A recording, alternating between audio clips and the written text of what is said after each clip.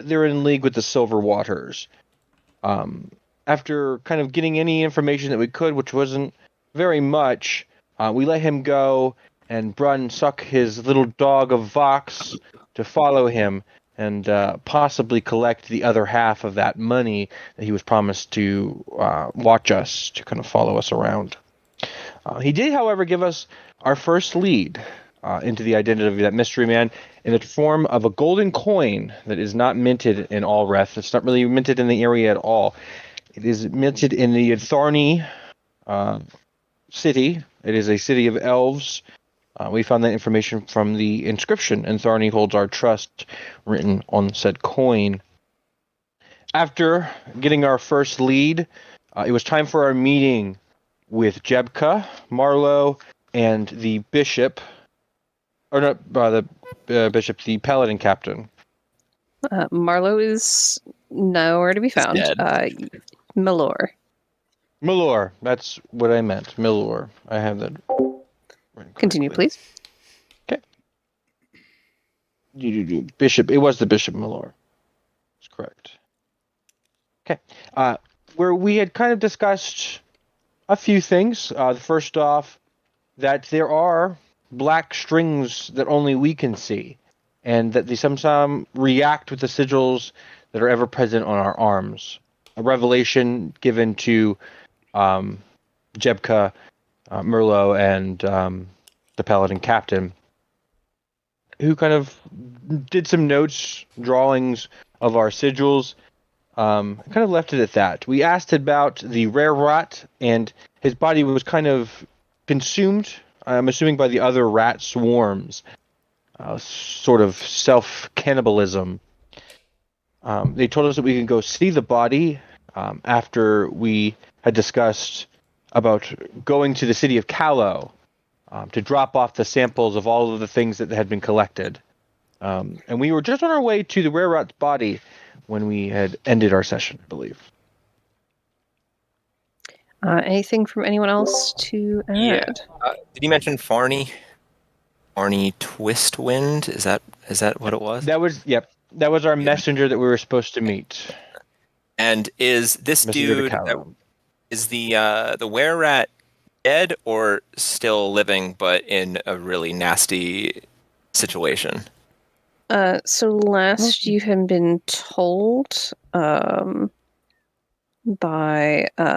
Paladin Captain Drellis, last she knew, the guy was still slightly alive. Not great, but still mildly alive. Mostly dead. Only mostly dead. So yeah. There was also a mention from Brun for Vox to make a message to the Boneberries. Boneberries. I also made that note. And question mark. I need to reset my internet, but I'll join back on my phone until it's back up. Okay.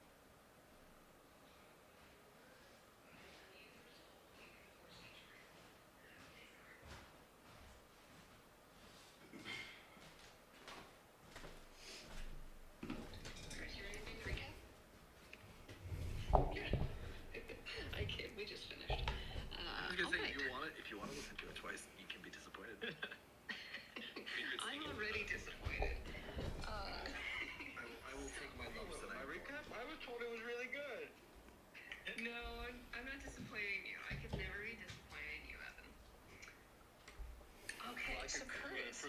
Punishment. 10 minutes late. You know what? In literal Let's jail. lower your strength by 1. Wait, No, my God. how do I? Oh. Uh-huh.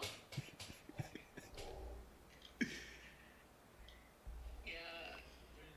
Manhandling that guy, has really taken it out of you. I told you a little bit. Poor Gerald. This is revenge for Gerald. 10 minutes late, Gerald's revenge. It's my favorite part of the game. So you just finished up your conversation with the bishop, Jepka, and Paladin Captain Drellis. Drellis expressing quite a bit of disgust for the state of your rat man, and Jepka with permission to show you what's left of him.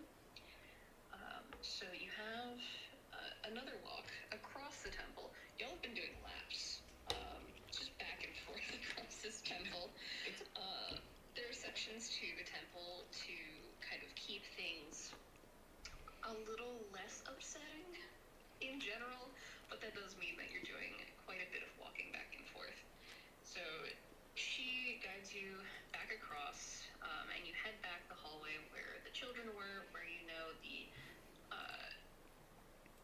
cases that needed more attention medically.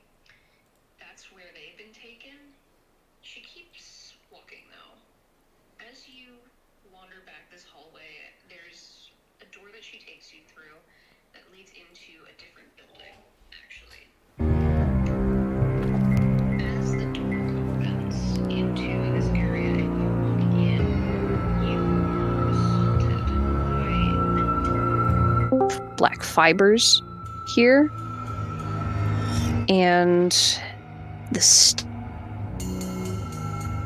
stench hits you. Anyone working in here, you notice, has a face covering on to try and kind of deaden their sense of smell. They are so woke. They're so No, it's just that everyone in here, it smells vile. and everyone else understands basic medicine. Yeah. So they're trying to protect their humors by covering their faces. Good for them. So, yeah, it hits you like a brick wall that you've walked into. The air in this space feels dead. There's a pressure to it. It is so uncomfortable to be here. You realize that there are several covered bodies. You don't see or hear any movement from them. Your assumption is probably correct. Whatever you're assuming about those. And there are many that are piled up here. They're not stacked on top of each other out of a bit of respect. But this building, while smaller than the temple, it's not tiny. There's a decent bit of space here, but it is filling up quite a bit.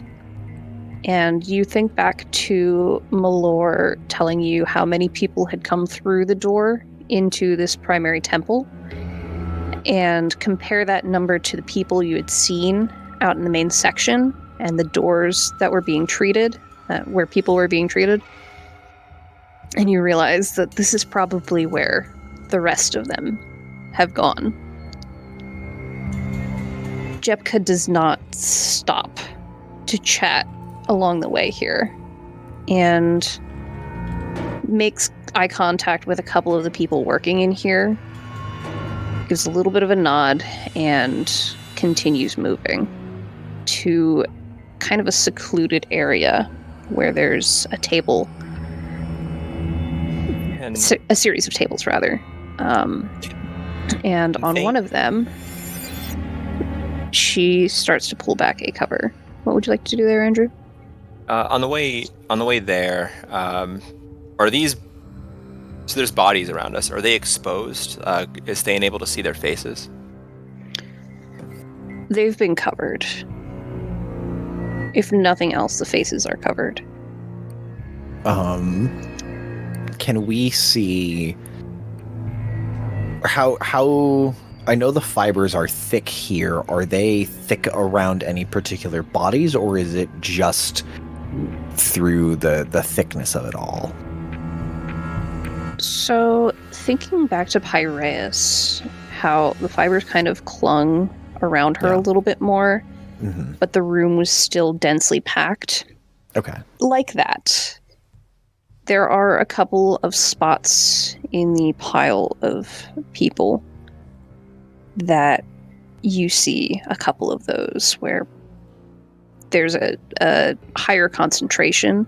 There's like It's not that you can't see through or past these fibers in general, but there's a lot in your face.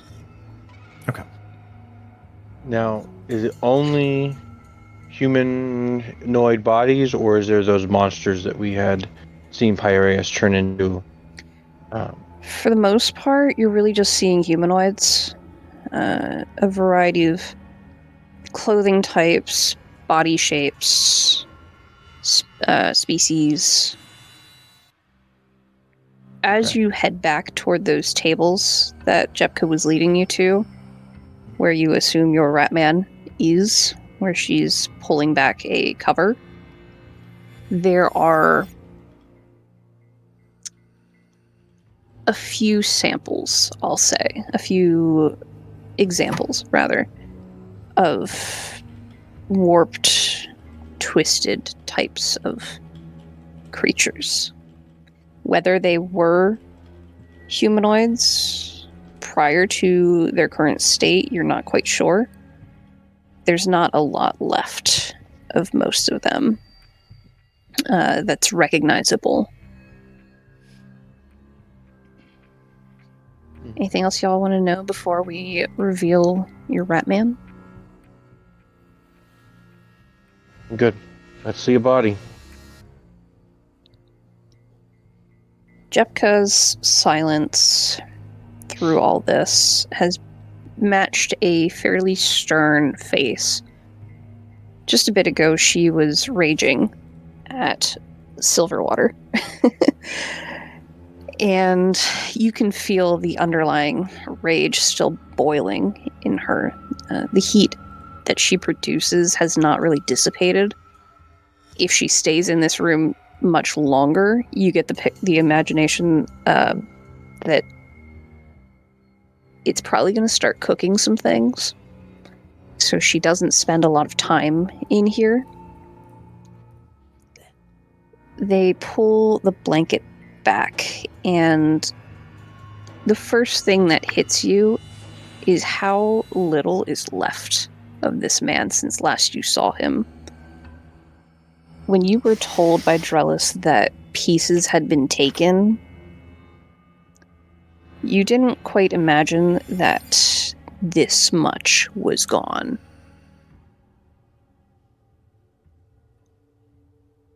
Well, there he is. So I know What's we left of him. unconscious. Can Duncan do a quick medical examination to kind of see a cause of death besides the obviously loss of chunks of limb? See if they were Go ahead cleanly and roll cut or if that they were for me. gnawed off. Brun Okay, you would see, like, I guess he's Brun would like to assist. Brun is not a. Brun probably has some more esoteric ways of. Has seen people die in weirder ways, so Brun's just like. that's "Oh, Take that's your an 8 advantage. plus 4. I could do 12. advantage. 12 Yeah. without advantage. Take your I'll do it. take your advantage. It's still going to be a 12 because I rolled lower. Heh. The check was so- low. The DC was low here. Okay. Hmm? So I guess Duncan is kind of looking, if you could tell the probable cause of death, but more so, were those chunks of meat gnawed off or were they more cut off, like with a blade? So the remaining portion of this Ratman is primarily torso, the trunk of the body. Most of the head is still there, most of the torso, abdomen. Limbs are mostly gone. His stump rivals yours but it's all of his limbs. Oh, yeah. Oh, there's also You one. see kind of the hybridization between the rat form and the humanoid form. You see kind of areas where it's not very perfect. It's not clean, we'll say. Chunk removal is not clean. Not at all. You see lots of small rips and tears around the edges. This guy is pouring out black fiber. It is drifting off of him like a husky that's blowing their coat. Oh man. If you've ever watched the videos of people hitting their dog with a leaf blower, basically, and a cloud erupts, it's kind of like that for this guy. And Duncan, with your 12, you realize he's still alive. The breaths are very slow, very shallow. Every single breath puts out more of these fibers. Ma'am, Jebka, do you know he's not dead? Oh, yes. We're just as surprised as you are about that. I mean, having looked at him, there's no rightful way he should be alive. And I know you can't see them, but this body is spilling these black fibers. Spilling. Spilling out, Spilling. She reaches below the table and produces a jar of meat. Indiscriminate meat. Is this also spilling? This is Looking into the jar is full of fibers. I don't know if it's spilling, but because it's closed, but yeah, it's absolutely full of those fibers as well.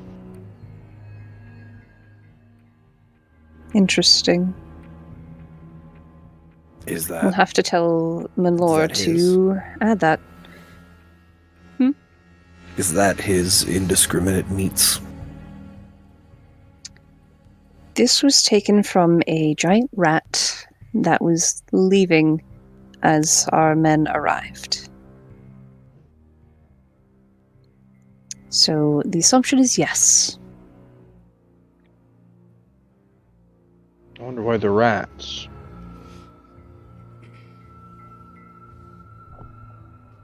Has he tried speaking or communicating with anyone here in any way? To my knowledge, there has been no reaction from him. No poking or prodding has roused a reaction. Looking around, do I see any like smelling salts of any kind? I don't know if this used to be a morgue or if it's just kind of a retrofitted to fill all of these body parts in.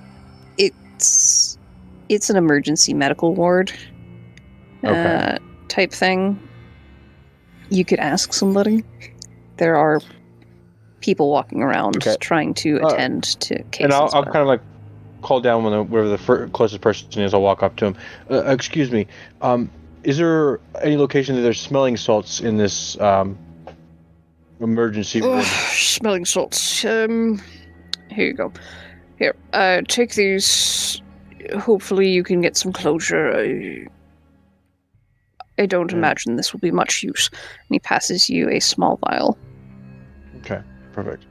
I'm going to take it and walk over to the body.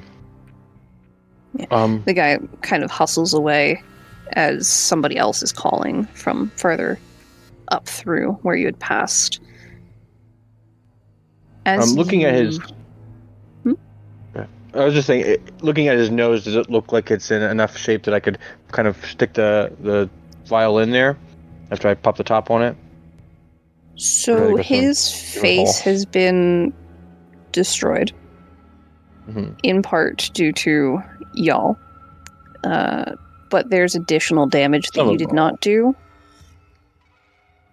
There's a wheezing, whistling coming from the cartilage that you see that's left of the face, the nose.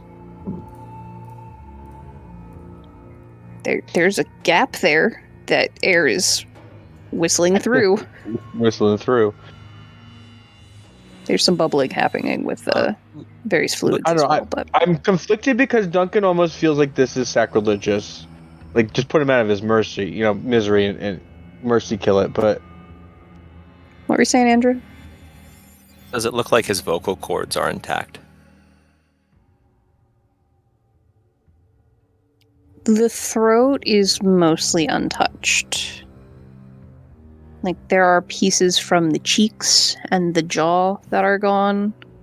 The nose has been torn away for the most part. Ears are pretty well gone. I'll look at Duncan. Do we, one of us, want to try to help him a little bit?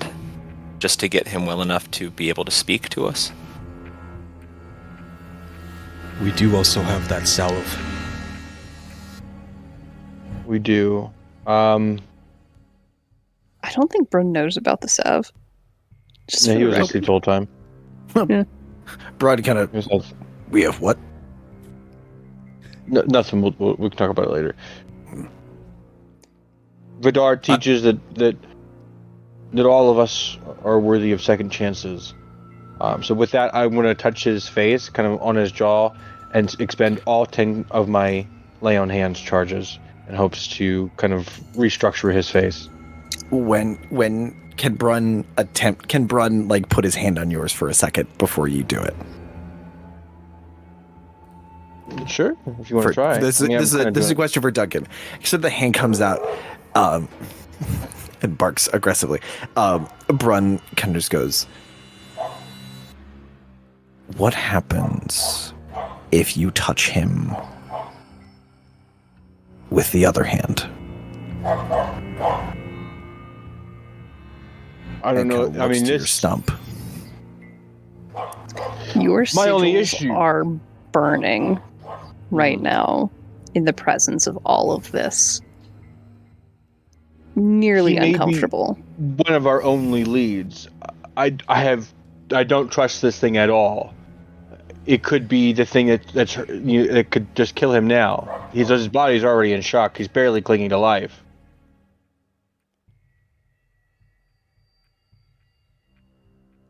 I don't know what medicines would work. This is Honestly, a might- poison. Beyond mortal means. And points to your hand. This is a poison. This is going to this. You look at this room. Look how full it is of this shit. If there's anything that any of these people could have done, they've probably tried. If you put that on his throat, or wherever with every breath that's coming out of his face, if you just put that on his forehead, that might wake him up. Because whatever's doing this to him is keeping him alive.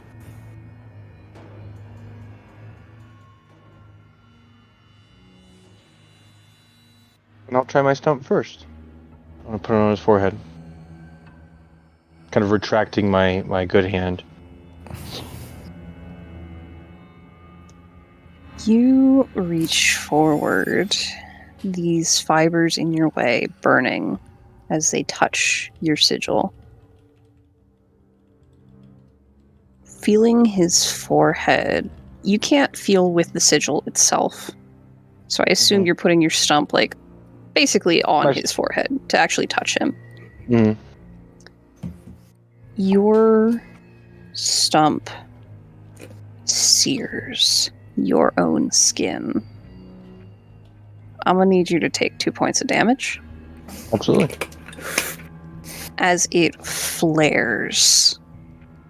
The light is brilliant, reminding you very much of the blast from Pybel.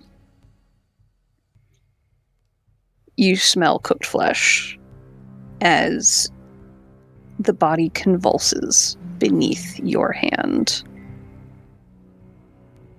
The lungs struggle to draw air. The muscles are all tensed and tight. How long are you going to keep your hand there? Just enough to realize that it's burning my flesh and taking it off. Kind of like, oh, I shouldn't have touched that stove.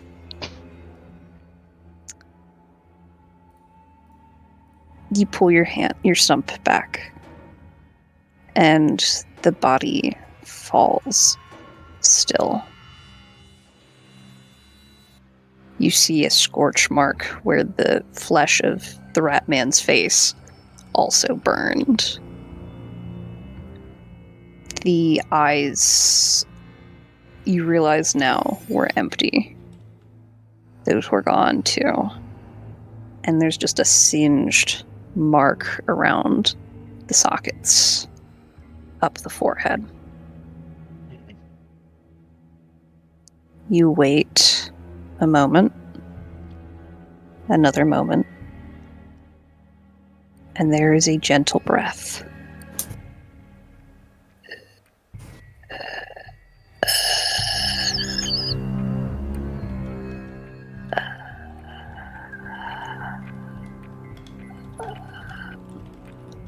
And it goes back to the pace it had earlier, before you even touched it. Where there are scorch marks, the black fibers that had been pouring off of this body are currently non-existent.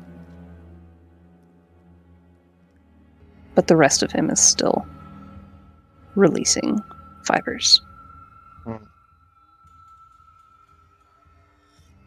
You didn't even have a chance to use your lay on hands.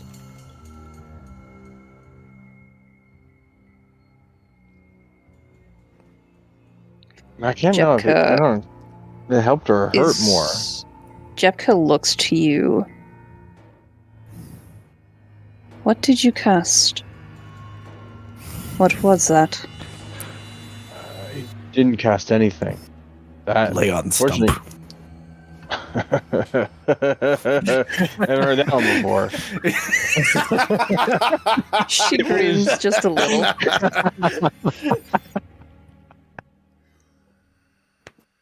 It was the sigil, and I'm gonna kind of hold it up. I don't know if she can tell if it's glowing brighter now than it was before. If anything, it proves we're not on the same side. She nods very gently. May I? She'll reach a hand out for your stump to look at the sigil again. I'll hold the stump out. She takes a moment, inspecting those elements of the sigil again.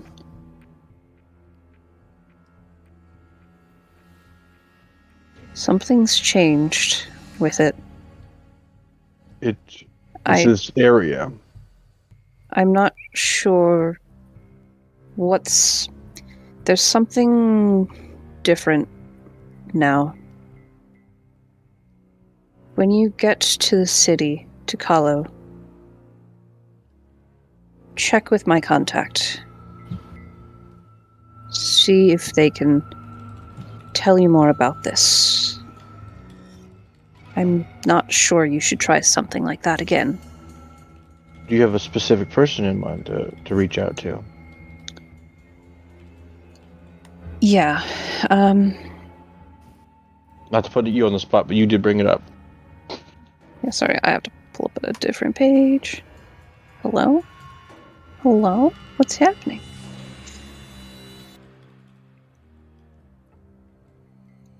You should look for Might Mouth. My mouth. Mitemouth. MOUTH. Might Mouth is not typical company for Solar Knights. So I would appreciate if you would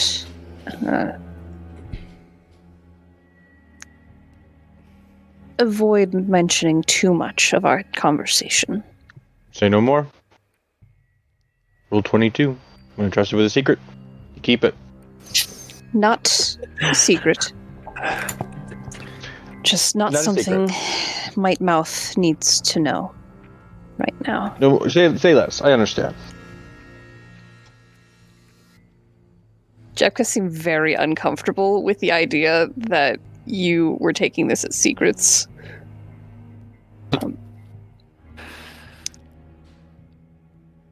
I Can I- believe Might Mouth can give you some insight. What's up, Derek? I wanted to see if I could take a look at the were-rat's forehead. Is this kind of like a tattoo or like a A brand? word? Like a brand? Yeah, that's a brand. I want to see if I could like trace it out in my journal. If there's Sure. like specific symbols. Yeah, looking closer, you realize that there are parts of the sigil that you had seen earlier when you were observing all of your different marks and such. Mhm. Tiny human. And you can trace out some of those. Give me sleight of hand, I think, Okay. to see how well you can copy it over.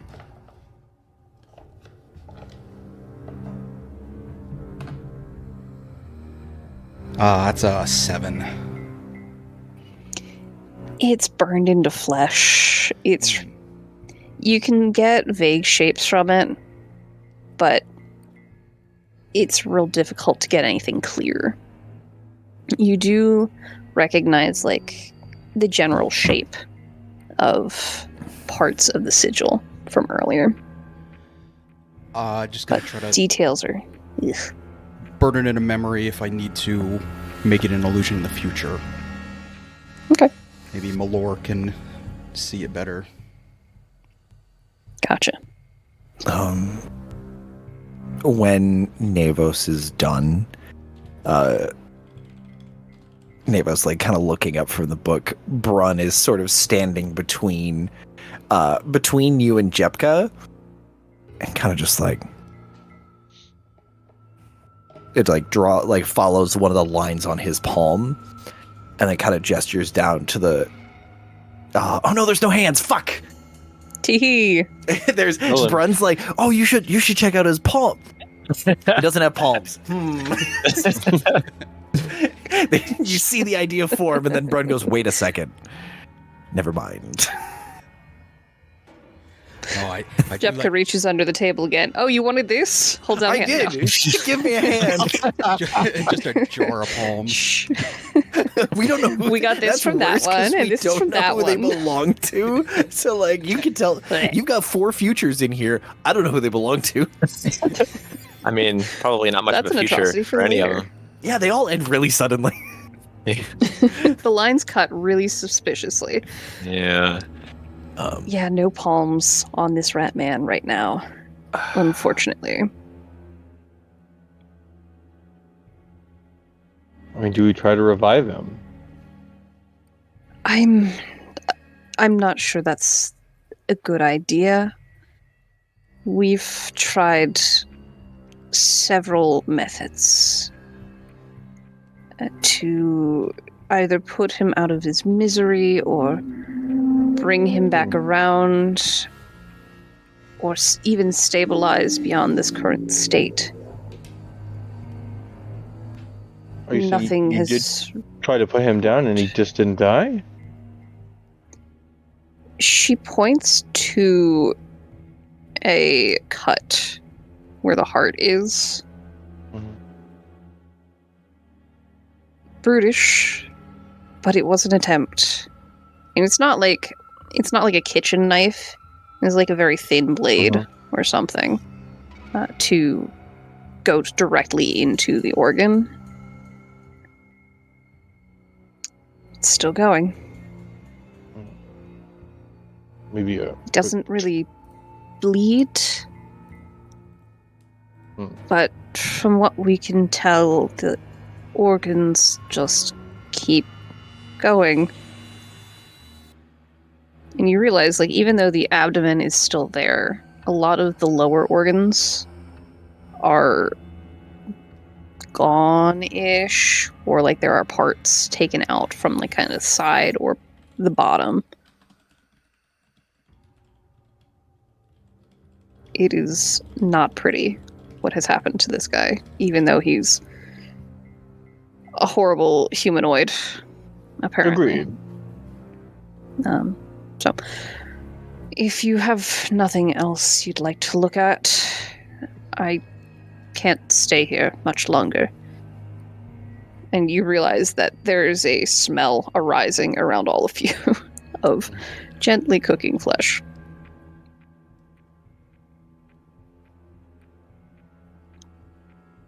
I don't think I have any questions for the body. What there's left of it. I don't think we should leave this here.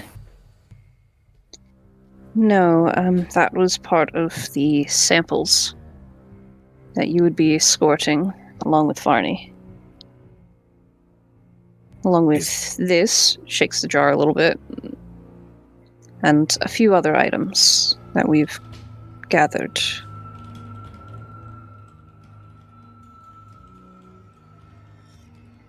Are there others in this room that have these fibers, as this one does?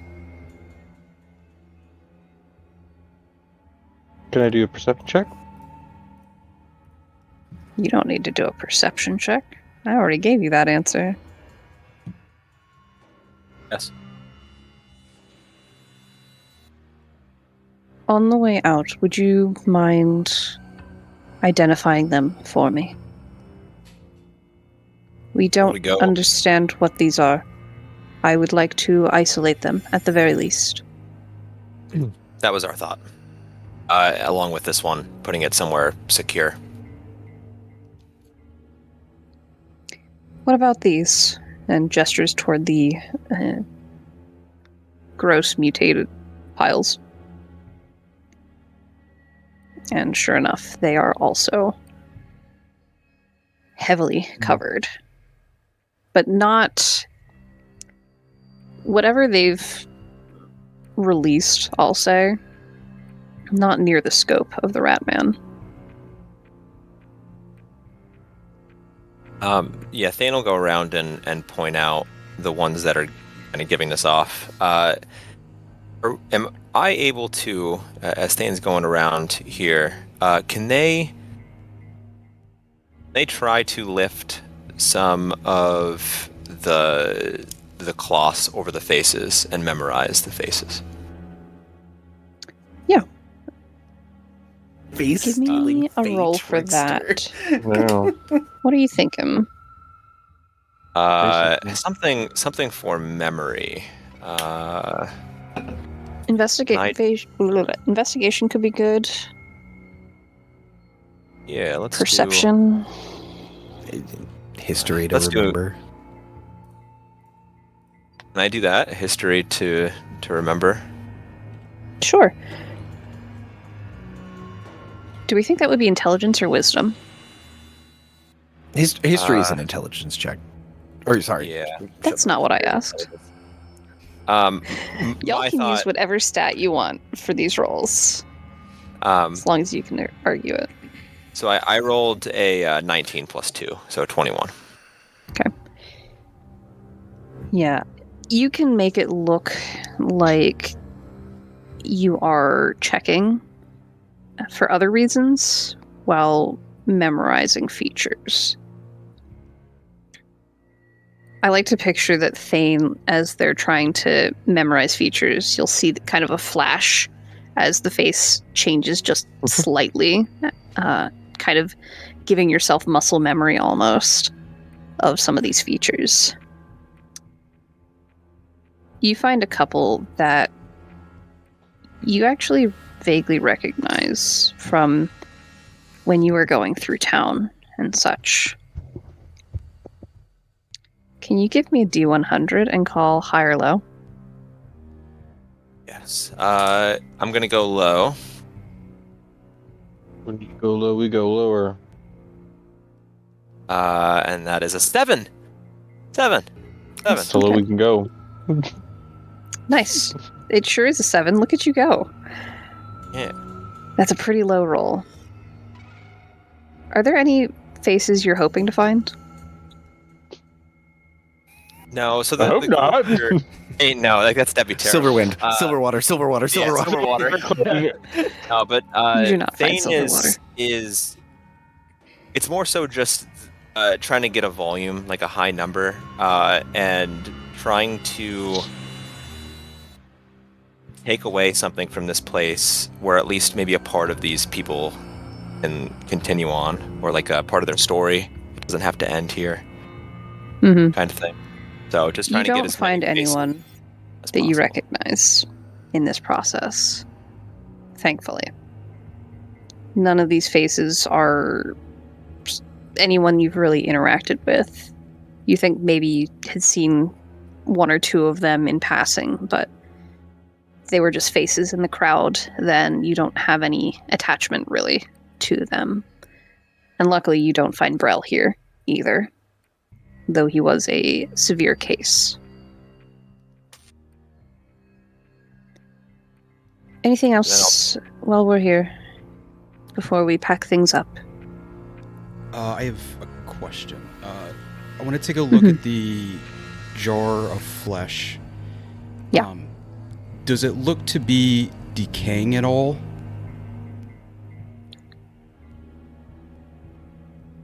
Looking closer at it, it's kind of hard to see clearly, just with as much volume of fiber that's in there. Mm. It doesn't seem to be rotting, but it does...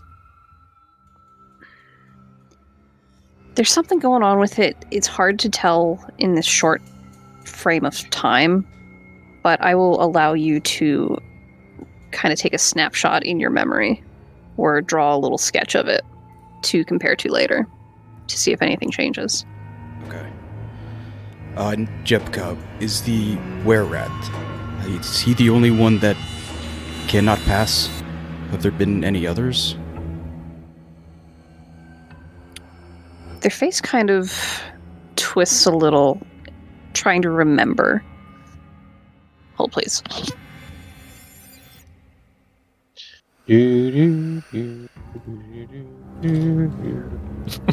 Not that I'm aware of. I haven't spent much time in here. I've been filled in on a few things, but I don't know a whole lot. That's okay. I agree with Thane. We should get these ready as soon as possible. I'll get a few on that. How are we supposed For to now. carry him? She's the right man. Yes. That's a question for Farney. They're trusted, of course, but their methods are their own. I don't know what would be best for such a delivery.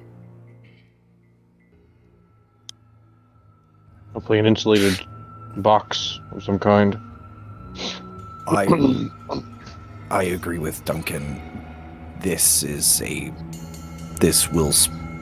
I worry about this spreading as we travel with it. It is spreading even here. And if you take poison like this to us bringing something this poisonous to Kahlo, it needs to be contained. Understood. For now, let's leave this here and we'll have it prepared. Do we have to take those remains?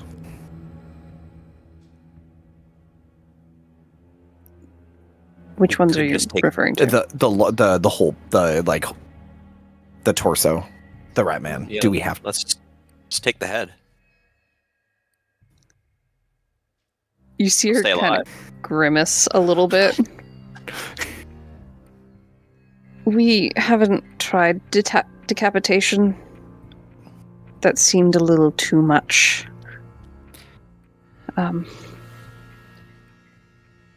I will trust you to manage this as you see fit, since you can observe what I cannot. But for now, I do need to leave this room. They've told me about being here too long before. So I believe my welcome here is wearing thin. And she'll start covering the body up and turning to leave, taking note, Thane, of the ones that you've identified as well, so that somebody can be told to cloister those elsewhere, stash them away from the rest.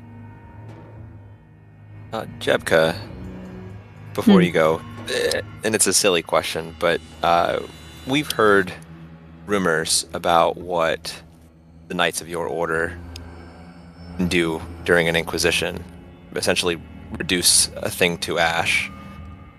If we were to take the head, could you turn the rest of the body into ash?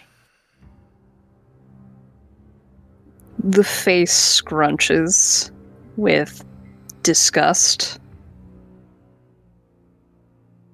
That is not something I do, personally.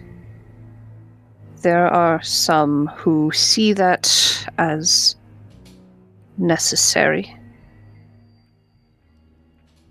That is not my way of doing things.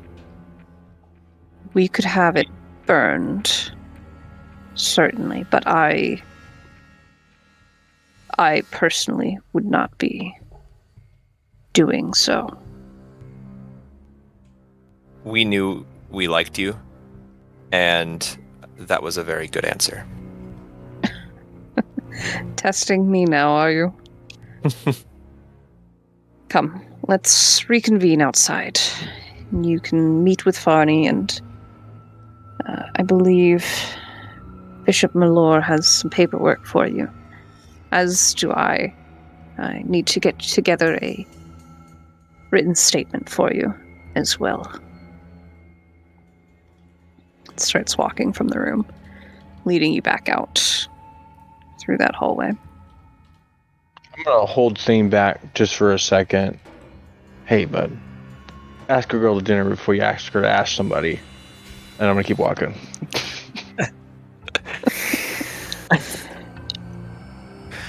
Solar Knights are more of breakfast people.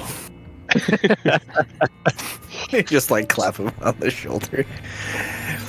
All right, let's hear Nate. It's Let's put your whack. Very slowly Nate was- following everyone out, like just hanging their head. I'll go last. Tap you on the shoulder. It's all right. I mean, you could try brunch. It's still early enough.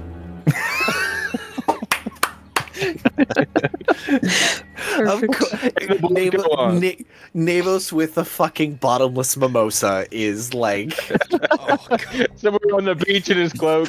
just he's got Navos, but it's a cloak somewhere. it's a Hawaiian patterned cloak, like with the hood up, and he's Hawaiian got rags. there's a boombox playing his theme music next to him on the beach. Do you know where the bodies are? Well, come here. Did you Anyway, hear this one? Listen to this one. No, you don't want to see Navel's drunk. My mixtape's fire. You're gonna drunkenly reading portents of other people's doom. You'd be a hit. So we're following Headless. Jebka out of this ward here. what? As That's a, so, we're heading up, Yeah. does it seem like the stone is doing a good job of keeping the fibers in? Every Or are they time just- the door is opened, you see more slip through, and there are some in the hallway already, kind of drifting along. You notice a couple of doors where it's slipping underneath a little, but it's fairly faint. Okay. You don't see any like necessarily wiggling through rock or stone or walls. I will. You're I will- not. Yeah. I was gonna say I- with the glass, you didn't see any like escaping. That seemed fairly well sealed. Okay. I will make sure that I mention that to the gang and to Jepka that it's carried on a breeze. If you want to seal this, treat them as they are. They're already dead, so bury them in stone. Understood. We'll continue to walk. This is a history question for the GM. Has there been in Brun's living memory a plague or severe outbreak of contagion? Particularly Remind me when how old you are. Brun is late 30s, 30, 35. I think it was like 35. Mid-30s. You were Um, continuing to say something. I'm sorry. But yeah, has there been a mass disease outbreak? How much Gimme. germ theory does Brun get? Is kind of the History question. check. Oh, good, incredible. You literally asked for this. the stat you didn't have me drop. Uh-huh. That is a 17 plus 1 for an 18. You heard your parents talk about a lot of things growing up. Every once in a while, it wouldn't be the most pleasant conversation, things that you probably weren't meant to hear, but, sneaking around a little. You think through all that information. There were things that afflicted a couple of people, but it wasn't nationwide. Right? Maybe within the city, one ward came down with something. And that's about all you really remember. You don't remember, a pandemic. Right. But isolating and quarantining those is not a foreign concept. Okay. Bring out your dead. Yeah. Brun's gonna kind of drop back to the group. I'm inclined to agree with Thane. We take the head. And I'm willing to put, pointing to my brain and my upper arm. It's not quite as easy as Brun's to put in contact with the body, but this might be a way to stop it from spewing.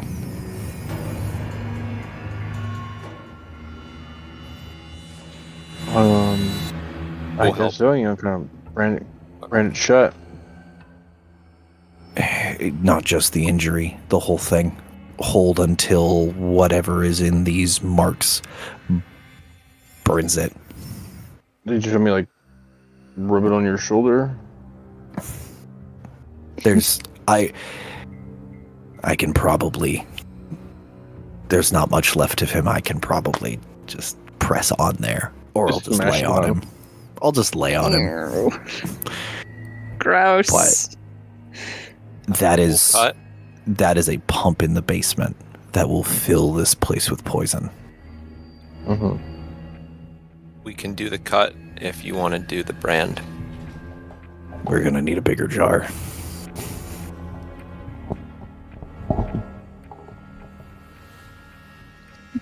Rebecca has continued walking, leaving you four to your own devices for now. You know that you'll be meeting with Farney at some point.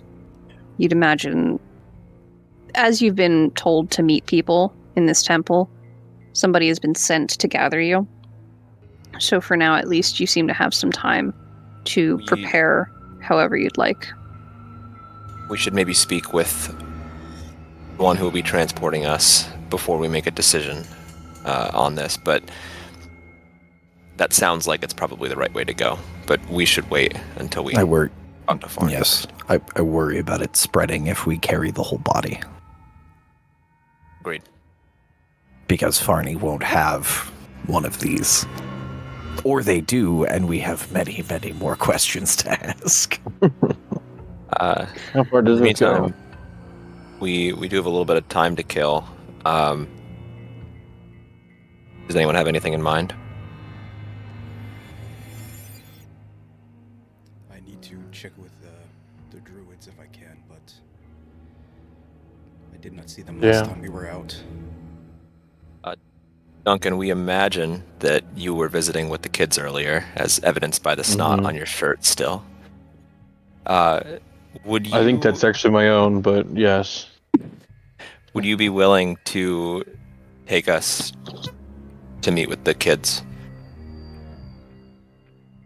We think that we have a couple... We think we can impart some wisdom that might help them, might resonate with a few of them. I suppose so, but, you know, I'm an honest fellow. This is a little skeptical. I mean, this is the worst day in many of their lives. No, I agree, and I don't want to make it any worse. But yeah, by all means, let's go find the kids. You know? Yeah, and I think Duncan will kind of head off in the direction of the children. They don't follow. Easy enough. You know exactly where that room is. I think we passed that room on the way here. You did. You're in the same hallway. Mm-hmm. The other two of you, are you following them?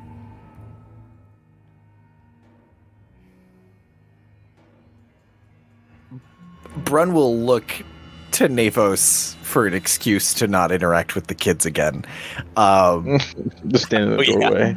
Just like, oh nope, they're gonna give advice. But if we're like walking that way,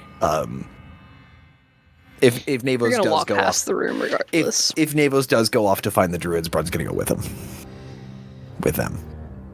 Yeah, Navos is half and half. Wanted to see Sari again, but I think that might be the last second goodbye. But Navos will continue moving back into the city.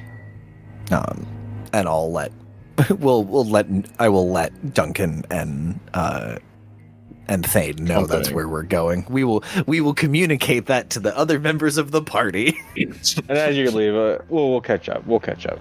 And we'll take the door at least to the children's room. And yeah, Duncan, there's a little bit of guilt in Brun's eyes as like he kind of looks at the door and sees all the kids. There's a little bit of guilt as he turns and goes. And there's a little bit of malice in mine. Yeah, as he remembers what Kevin had said to him. Yeah, we'll catch up. We'll catch up. Yeah, I wonder why he talk. feels guilty. We'll talk. Amazing. Yep, perfect. All right. Let's go to the kids' room first. One of these days, y'all are gonna have a whole session where you stay together as a group. We don't split off. It's not today, but one day. It is not this day. It's You a would wish from understand me. that if you watch The Lord of the Rings, you would get that reference. Continue. But it is. Never heard of it. Sorry. So, kids' room. Thane walking in behind Duncan. You realize there are a couple of kids who look up, recognize Duncan. Are you yourself again? I feel like you're still an old lady. No, yeah, Thane. So I wanted to say, like, on the way there, Thane was like switching between faces, like kinder looking faces, and they ultimately decided on the one that some of these kids might recognize them. Okay. It's just the one they've been wearing. But yeah, like on the way there, they were like cycling through, like, oh, the smile on this one was nice, or the eyes in this one seem really kind. But they ultimately decided on the face they have been using. Okay, cool. As they realize that there's somebody behind Mr. Duncan, you see a couple of them take a look at you, and you do see some recognition from a couple of them. Some of these kids are the ones that you had given flying lessons to. Hi, hello, children. Thane is like really nervous around kids because they haven't had a lot of experience still, so they don't know what to do with their hands, and they're kind of like shifting from foot to foot. My hands. Sir Duncan was kind enough to allow me to come and speak with all of you. I had a quick story that I wanted to tell you. It was one that I was told when I was your age, and it helped me through a lot of really tough times in my life, really dark times in my life. And I think that if you would be interested, we could do like a little story time, if you would want. One of the adults is currently occupied with kind of cleaning one of the kids up a little bit. They made a bit of a mess with breakfast, that kind of thing. And another took note of you two walking in, recognized Duncan, decided Duncan's not a threat to the children, and gives the kids a look of, you can say yes. Like leaving it up to them. Give me a persuasion roll. I sure can.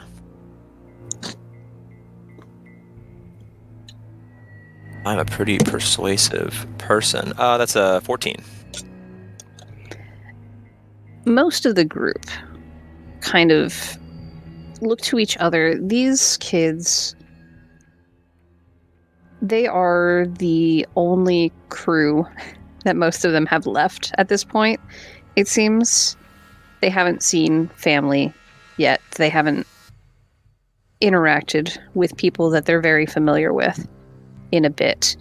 So they've kind of banded together, and they all kind of look to each other, and many of them nod and kind of come wandering over towards you and sit down, waiting to see what you have to say. Okay, yeah.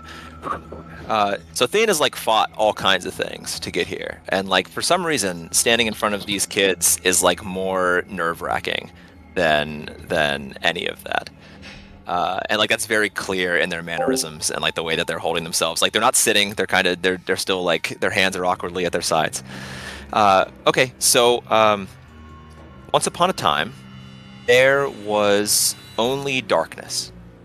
The first person to ever walk upon this world would look up at the night sky, and all they would see was abyss.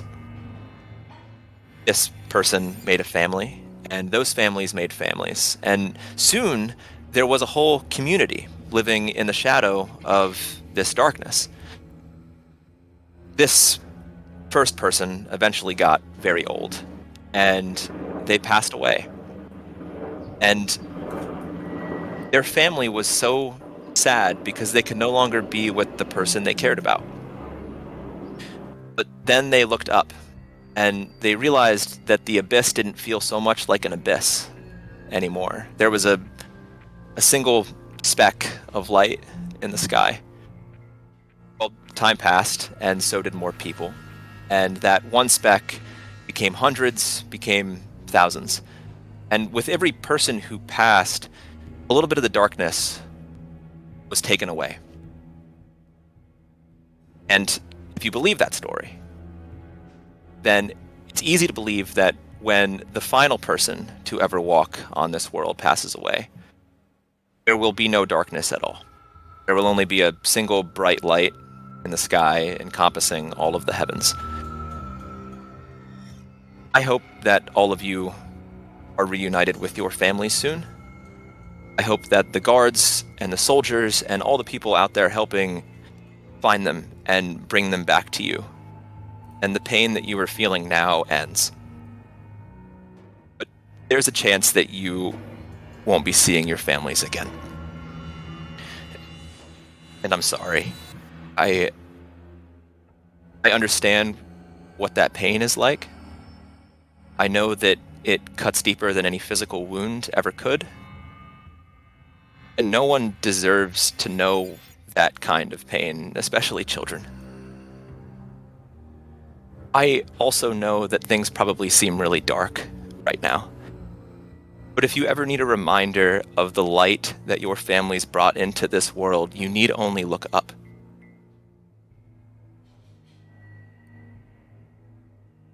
Yeah, there's so much darkness, but the light is winning. When you're not looking up, look around. And Thane's going to kind of gesture toward the crowd outside. You are surrounded by people who need you. And even though your community will not replace what was taken from you, they are your family too. And one day, after you have lived long and happy lives, you too will pass, and you will move on to something brighter. So, even if you can't be reunited with your families in this world, you will be in the next. It gets better. And Thane's just gonna, as soon as they get all that out, they're just gonna turn and walk out of the room. Just kind of like covering their face, just leaving these kids behind. Well, that was something, children. I do agree with most of their message. It is important that we do find community amongst each other. It is important that we remember that our brightest days are still ahead of us. And I hope that most of you children reflect on what Thane had just said to us. Several of them Just are hear- crying. Yeah, you hear Thane sobbing in the hallway. Oh, buddy. Yeah, several of the kids, the reactions are mixed. Some of the older ones are holding it together. Others have latched on to different parts of the message. Usually when they're told stories, they are uplifted. So having a story that talks about the death of their families, a little bit of a shock for them. A little bit of shock for us all, let's be honest. Yeah, they were told it was story time, and it was not as they would have expected. So there are tears. There is a release of emotions that some of them have been holding on to, where they've been exhausted, right? They've experienced more than any kid should have to.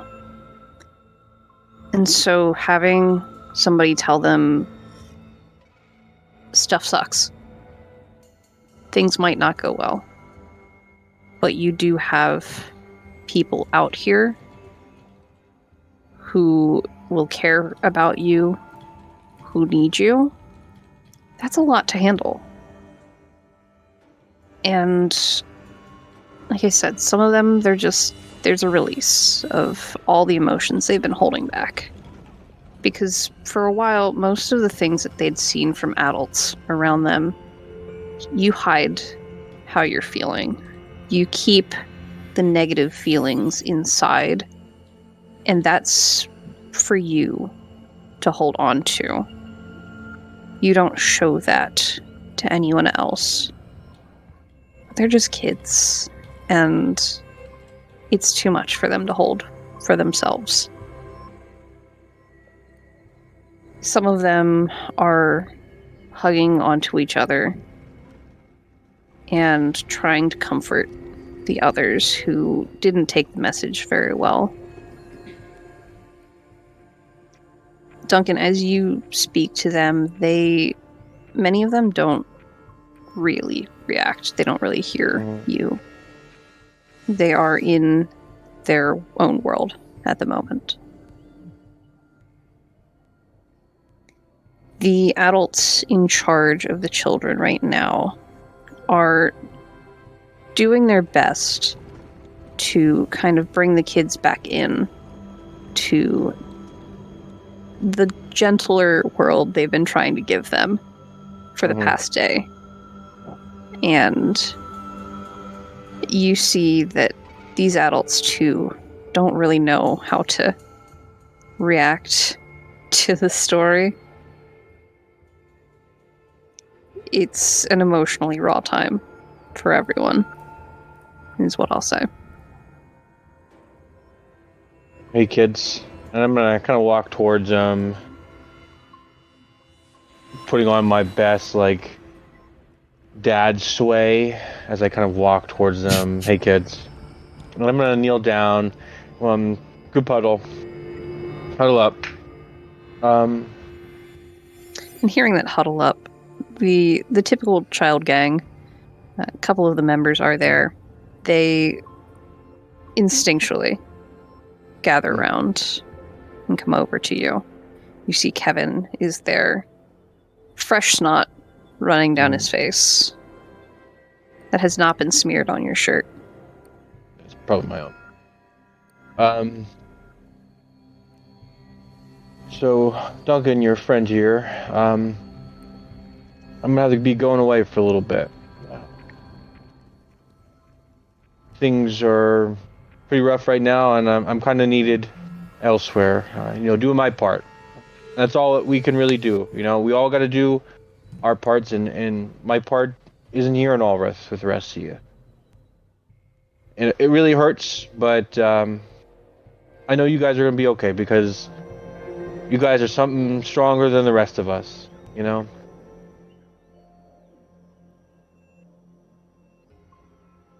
What Thane was talking about is an important lesson to learn, that we do have each other, and that is what's important. That we are together in this. That we can look to our left and we can look to our right. We can see friends or friends we just haven't met yet. And I just want you guys to take care of yourselves, take care of each other, because I know you can do it, and I'm so proud of each and every one of you. I just want you guys to do your absolute best, and be people that you wish you had right now. You got to be that for each other. And I'm gonna kind of stand up. I'm gonna make contact with Kevin in a kind of "you're in charge now, bud" kind of way, without saying any of those words. Just like, hey, I'm looking to you. You're my little, you're my little captain now. Kevin looks to you and salutes. And Rule 60, Mr. Duncan. Rule 60. Stick close to those you trust. Absolutely. No wiser words could I have said myself, except for, and this is very important, rules 82 and 83. And I want the kids, repeat after me. You ready? Rule 82. Rule 82. Be a person your father would be proud of. And they repeat it as a little chorus. Kevin, rule 83. Be a person your mother would be proud of. Absolutely. And that's why we got to stick strong, and we got to make them proud. No matter where they are, we got to make them proud. And I know you guys can do it. I'm gonna kind of like ruffle some of the kids' heads that are close to near me, and kind of give them that like rub on the back of their shoulders. Good luck. And I'm gonna kind of leave the room as well.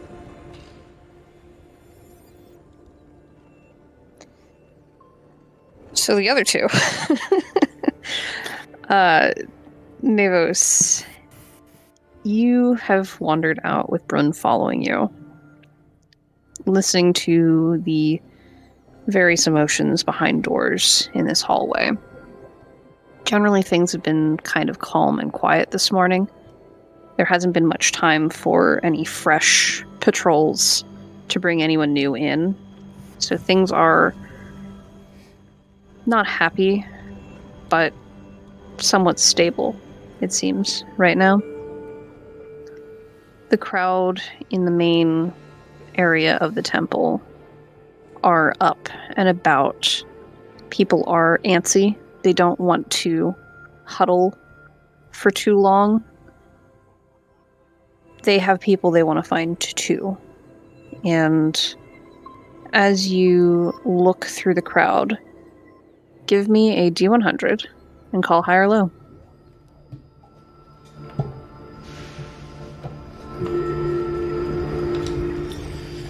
I'm gonna go high.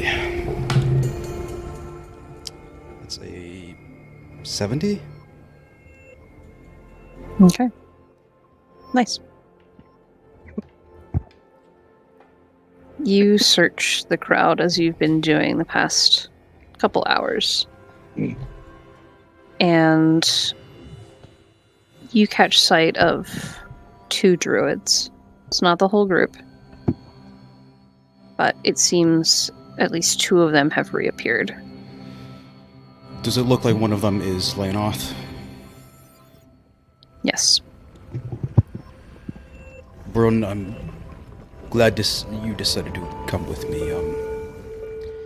I couldn't stay. I bet Thane is teaching you a real lame lesson.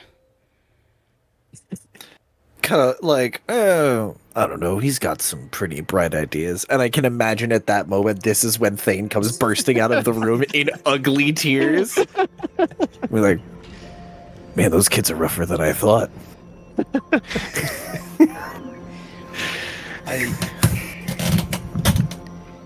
So, I decided to try to find the druids. I see 2 of them, but honestly, I want to check with you. Is there anything I can do now to help with me here?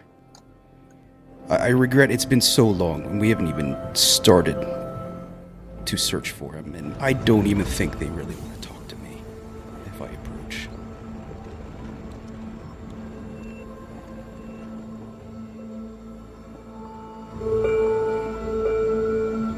Do you consider them family?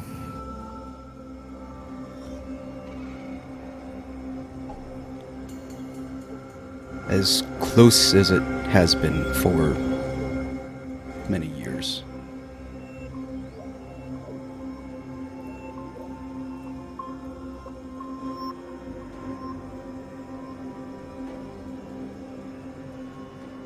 Go talk to them. You will go talk to them. We'll discuss more about Mahir. And thank you for asking. I know the time is slipping along, but this seems much bigger than I'm used to. So me running off on my own just gets me killed.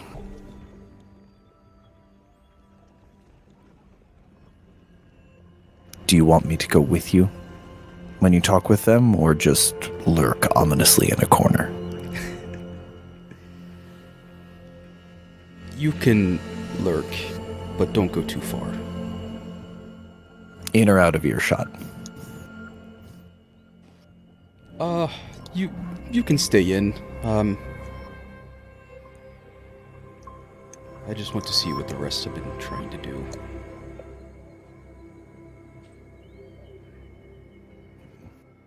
After you. And I'll start to approach the 2. Do I have a name for the other one? You do not. Okay. You walk up as they are discussing in low voices. It sounds like They went looking in the group, and you can tell by their demeanor they haven't found Yrgesen, or at least not what they would consider successfully.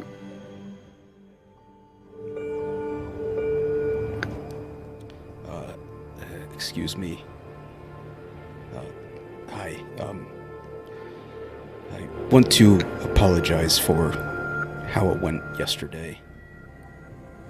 The conversation stops between the two as they turn and look, and there's exhaustion in the eyes, bags beneath the eyes.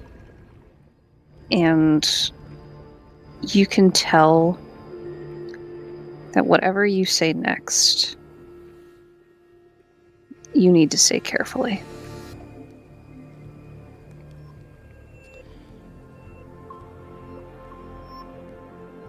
I will be leaving soon.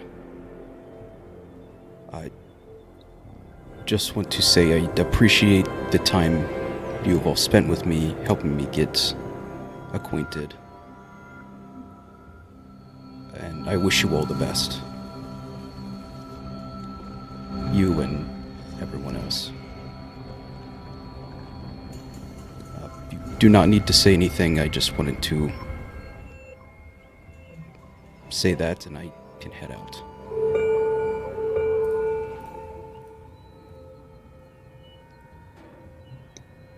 You get a slight nod from the other one. The one whose name you don't know yet. Trillin searches your face. Just kind of taking you in.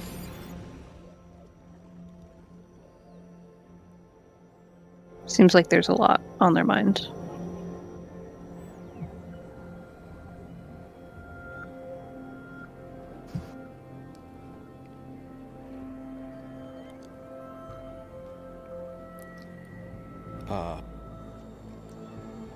Yeah, I don't want to push. We don't have the same ideas of what should be done, so I'm just gonna start backing away. As you start to turn, you hear a throat clear. And the other one is getting a dirty look from Trellin. If you find her, plant her death bloom for us.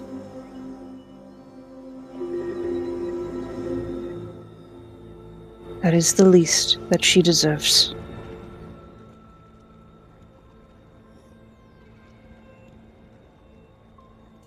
I will. And I wish you the best in trying to find her.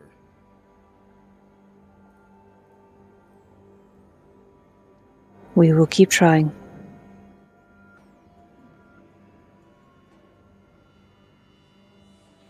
Good luck. A nod of finality. Trillin is already stalking away from you. And this other one that offers nothing else other than that nod turns and follows after. Yeah, back up and meet back up with Brun. It's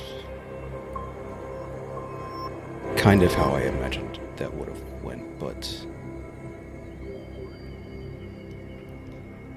I needed to let them know. Good. And now, you know how it ended. Which is much, much better than guessing at it.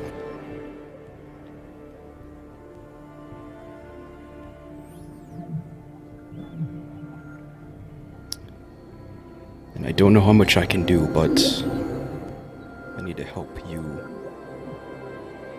find your ending. Whichever way that could be.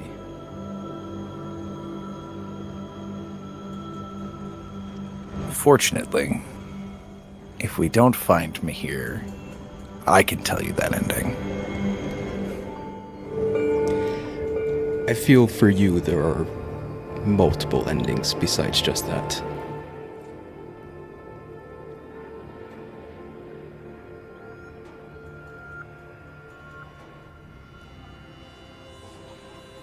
None that I can live with.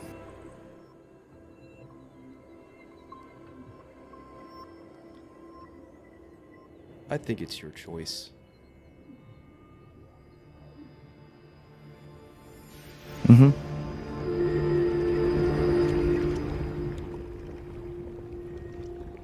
And that's a lot of the problem.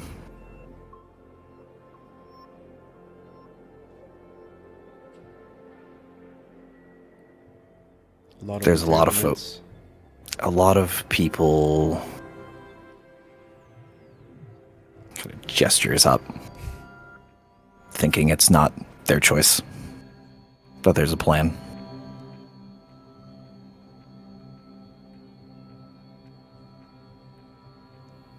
They're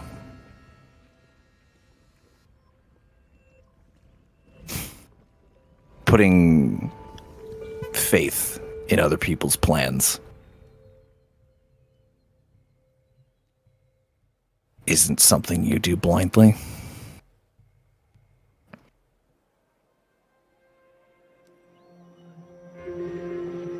You know, there's all the stories about how the world works. How the three who were one were the first to walk the world in this void. And as they split, and there were more, and all the gods were formed in all their different ways. And the death of the gods lit the first stars for all the peoples they made. And the star was too bright, so it split. And split into the sun, the moon, and the third face we only see when the two meet. All of that, all this, matters less down here. And I've spent a really long time staying out of the way, but now with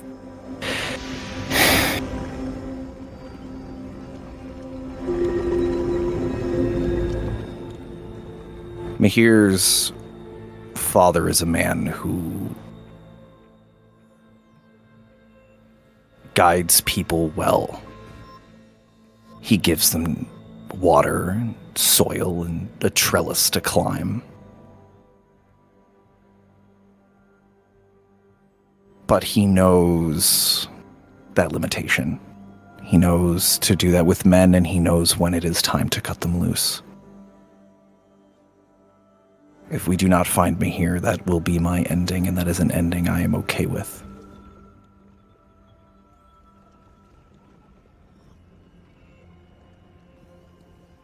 Because it is an ending that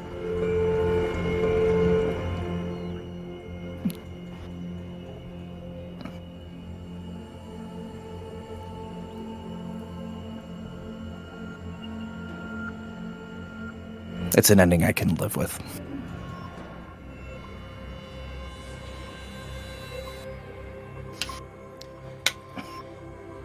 Well, I want to give you as much help as I possibly can. I did get what you saw with the druids, but there was somebody else that I couldn't but in.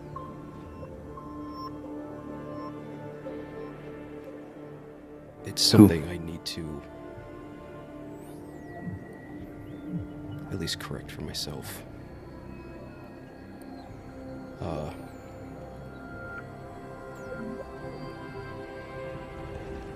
You can call her Elle for now.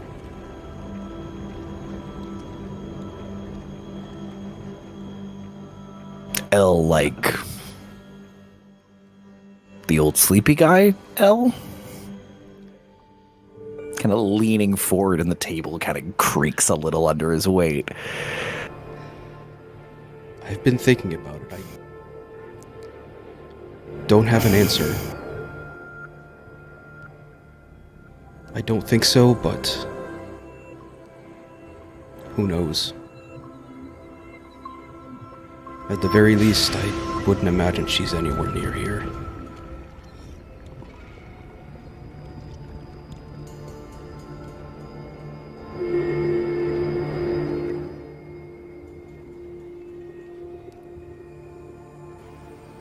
Well, if you get the chance to go make that ending with them,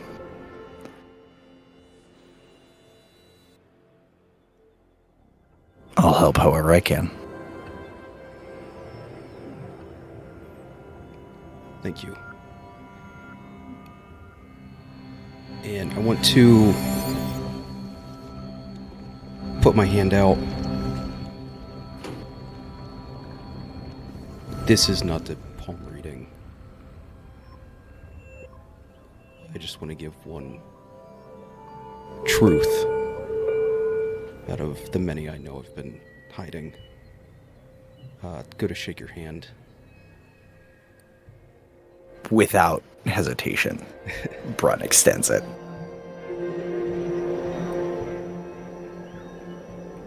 Keep it quiet for now, but you can call me Valen.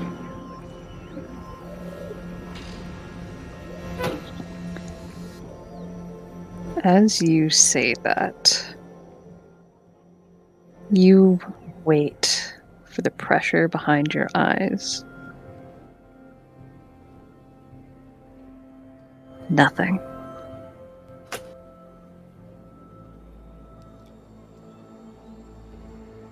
A deep sigh, not only from what you heard, but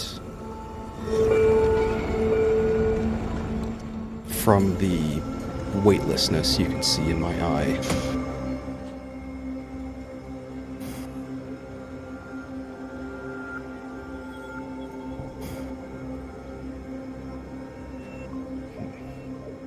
Good to meet you, Valen.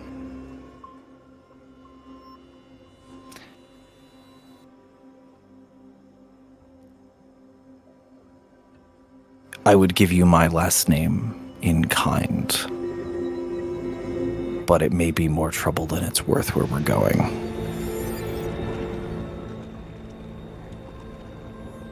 Of course.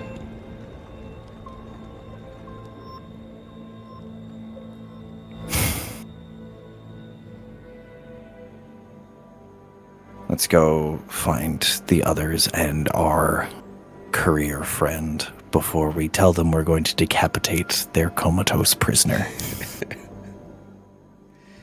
You know, I do like your idea. I mean, from what I saw with Duncan, I do not have as much health as the rest of you, but I can try to sucker that guy to my shoulder if need be.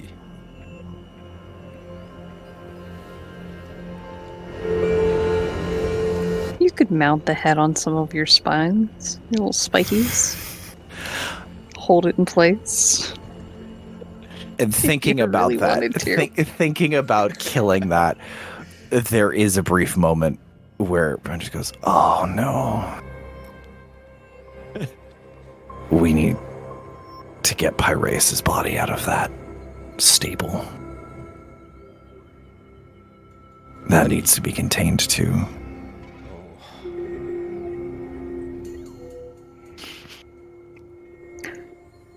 Yes, body.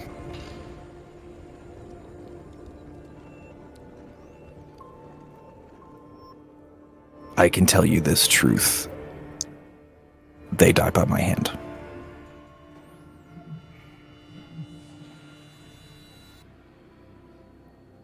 I understand. was half a second away with Jurgensen.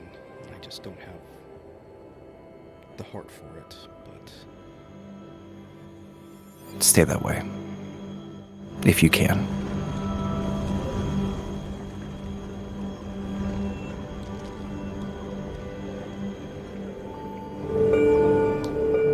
Who knows?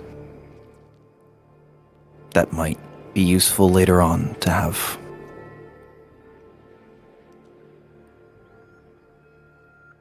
I doubt that would be the last we see of them. Of Jurgensen. Druids adapt pretty well from what I've seen.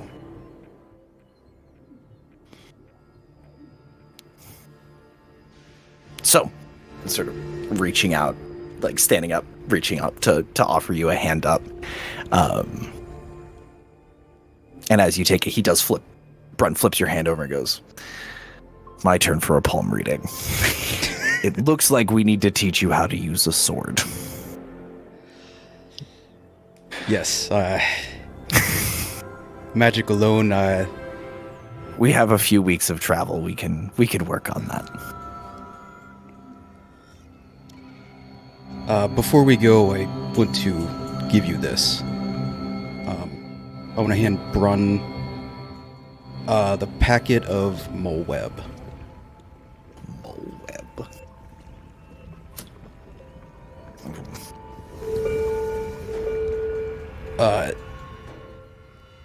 It may not look like much, but don't touch it, it will stick to your skin. I got this. Sticky seats. I got Oh. this from Jurgensen. Oh, Oh. these work. Probably should, yeah. If you jam one of these in a door, in the locking mechanism, you basically have to kick the door down to get it open. It is a bitch to get off your hands when you're done, though. Wear gloves. But thank you, and we'll tuck it in a pouch.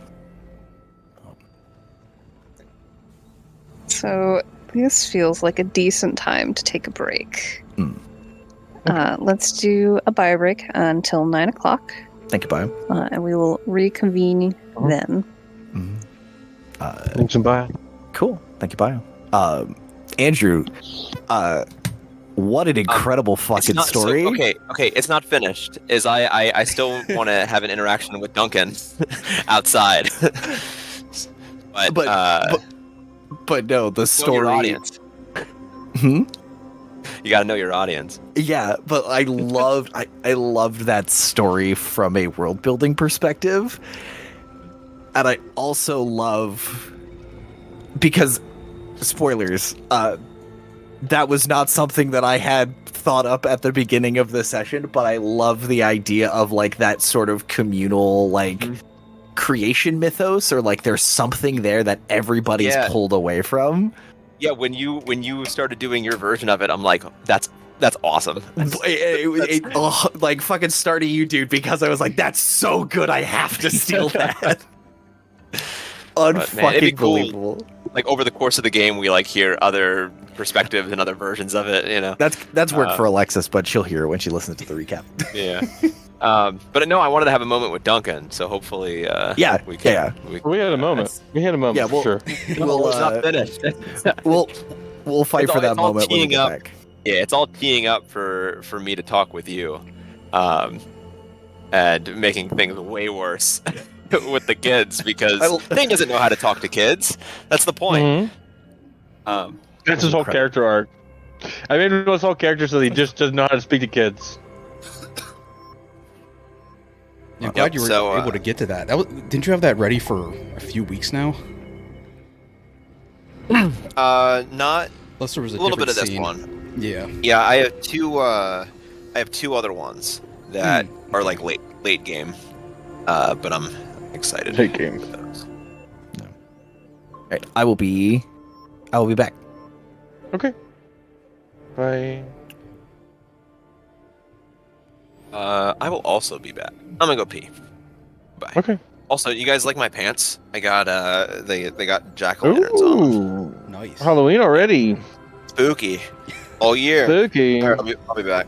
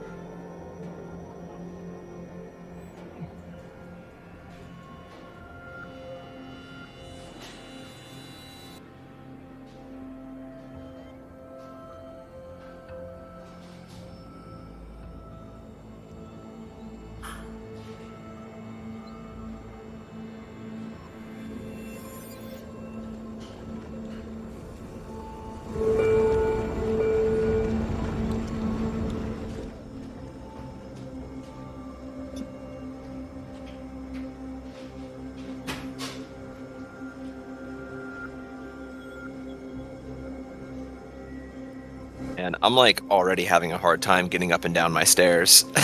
It's gonna be a Oh, really from the rough CrossFit. yeah, it was a lot of squats today. Yeah, tomorrow's gonna be a really bad day. I can already feel it.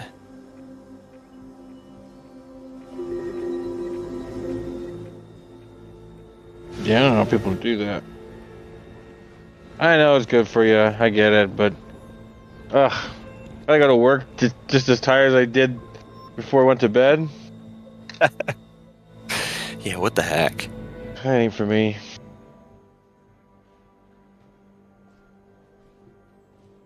So at some point, Lexus and I are going to be putting out a source book for Tapestry. We've been kind of doing some of the preliminary stuff.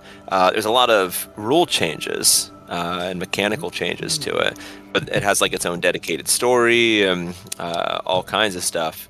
So if you were interested in doing a playtest or something at some point, I will be happy to hook you up. I'm all aboard on this steam train.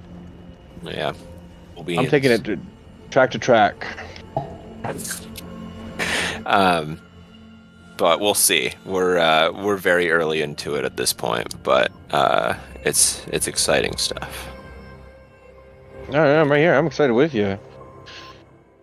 This is the first time anything I put my fingers in has been published or So anything bigger.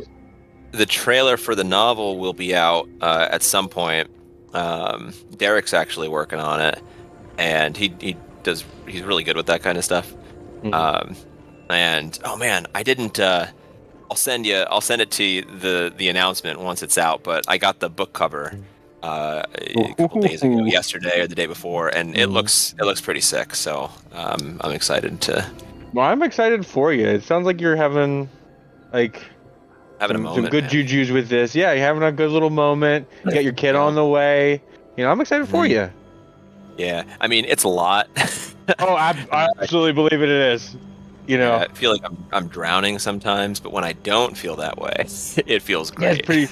it's pretty uplifting until slithers your face back down again. Yeah. We'll see when the new baby's here. Hopefully, he is less difficult than the first one. We're also more experienced now, so Yeah, and also like I would rather have a more interesting life than a boring one. You know, and you're doing it all, man. yeah, I'm trying. That's all we But, can do. Yeah, it's been exciting. You know, and if you ever get lost and you feel sad about it, you know, look up to the stars. They're there or something. That's very wise. I'll keep that in mind. You should. I'll write you a little story. Oh man. Mm. Those children are probably like, I don't even know what to say anymore. They're so traumatized. Everybody's dead.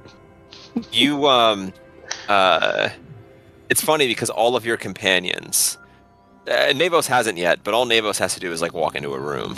But all of your companions like have been terrifying children lately. And Oh yeah, I'm like just a normal guy. I thought I was Yeah. terrifying. You know, I'm an amputee. You know, you don't really see a lot of those. I imagine in like in a setting like this one, you probably see a little bit more. Okay, that's fair. Fair enough. But You know, you stub your toe one day, and then a couple weeks later, the whole foot it falls just falls off. off. Got diabetes. I had that All happen kinds to of- me once. When I was a little kid. I dropped a lost- cinder block on my toe, and my whole toenail came off. Just one day, just popped off. I was like, "Oh, that's gross." That's a terrible story. It is. I still have my toes though. You need to share that with a room full of children.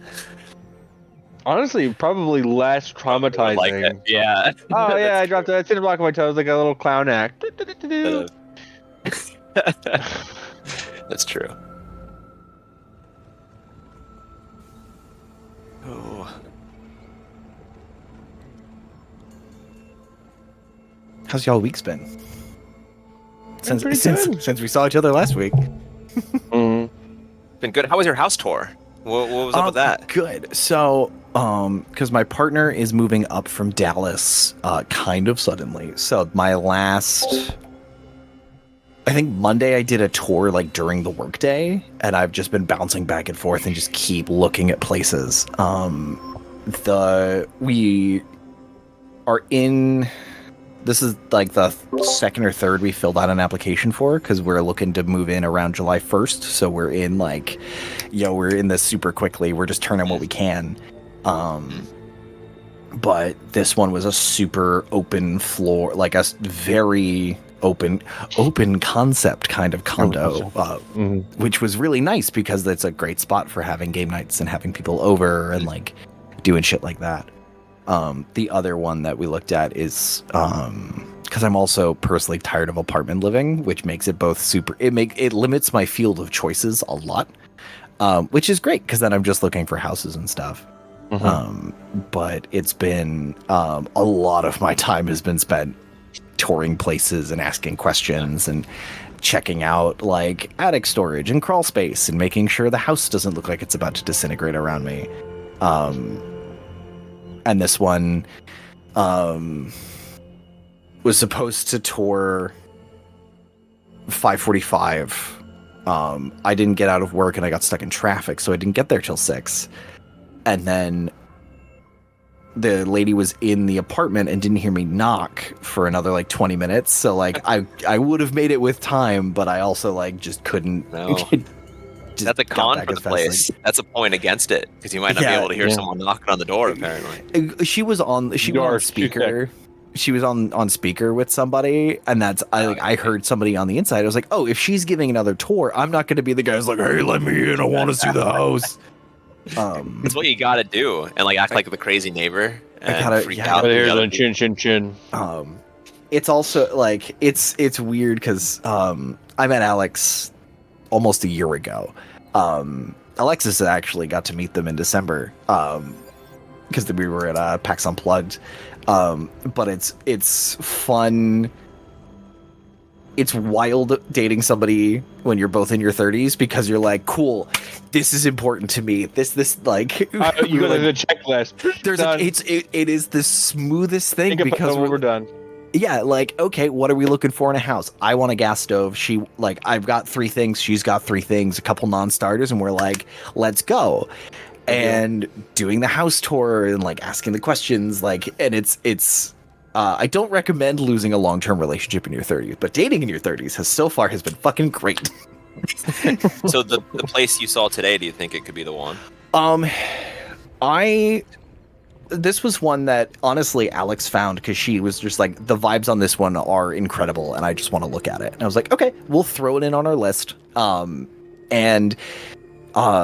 It's in the top 2 right now. The other one is half of a duplex, but like fully separated duplex, and it's a standalone house. There's a grill, there's a yard. We're right next to a park. Like there's a lot of like it feels like it's not in a big built up residential, like here's a block of townhouses that's as far as the eye can see. The first house is like, if you walk down the street, there's a very Irish name. It's like Gaffigan's Mexican restaurant, and I'm like, that's an interesting. Okay, That's awesome. it's either the best or the worst Mexican food on the planet. But and like there are shops. There's a 7-Eleven down the street. This one is like you have to get in your car to drive anywhere. But there's a lake. There's plenty of stuff to like walk around and see. But you can't walk across the street and get groceries. Yeah. And that's kind of what I like because I there's an international grocery store across the street that I walk over to and I get $100 of groceries for $60. Yeah, that's awesome. You know, it's like, it's kind of those pros and cons. She's just excited to get the fuck out of Dallas. But yeah, Well, so good that for was, you guys. yeah, it's been stressful as hell because we kind of had the plan to get her up here. Her living situation deteriorated somewhat quickly with her ex-husband, and so it was like, okay, we'll get you up here, get a pod, we'll move all your stuff, and we'll find a place we can both look, or she can look while I'm at work because she's an art teacher. And then my roommate's dog and Alex's 2 dogs will not get along. My roommate's dog is not for her own. She was a stray, so she's between 3 and 4, but still has a lot of puppy habits that weren't socialized out. She nips, like when she wants to play, she gets nippy. And it's like those are not going to go well with other dogs in her space. So it's like, well, I need to find a place for like the first week of July and do some scrambling there. So that's been my like last 2-3 weeks has been trying to find doing house tours and applications and stuff.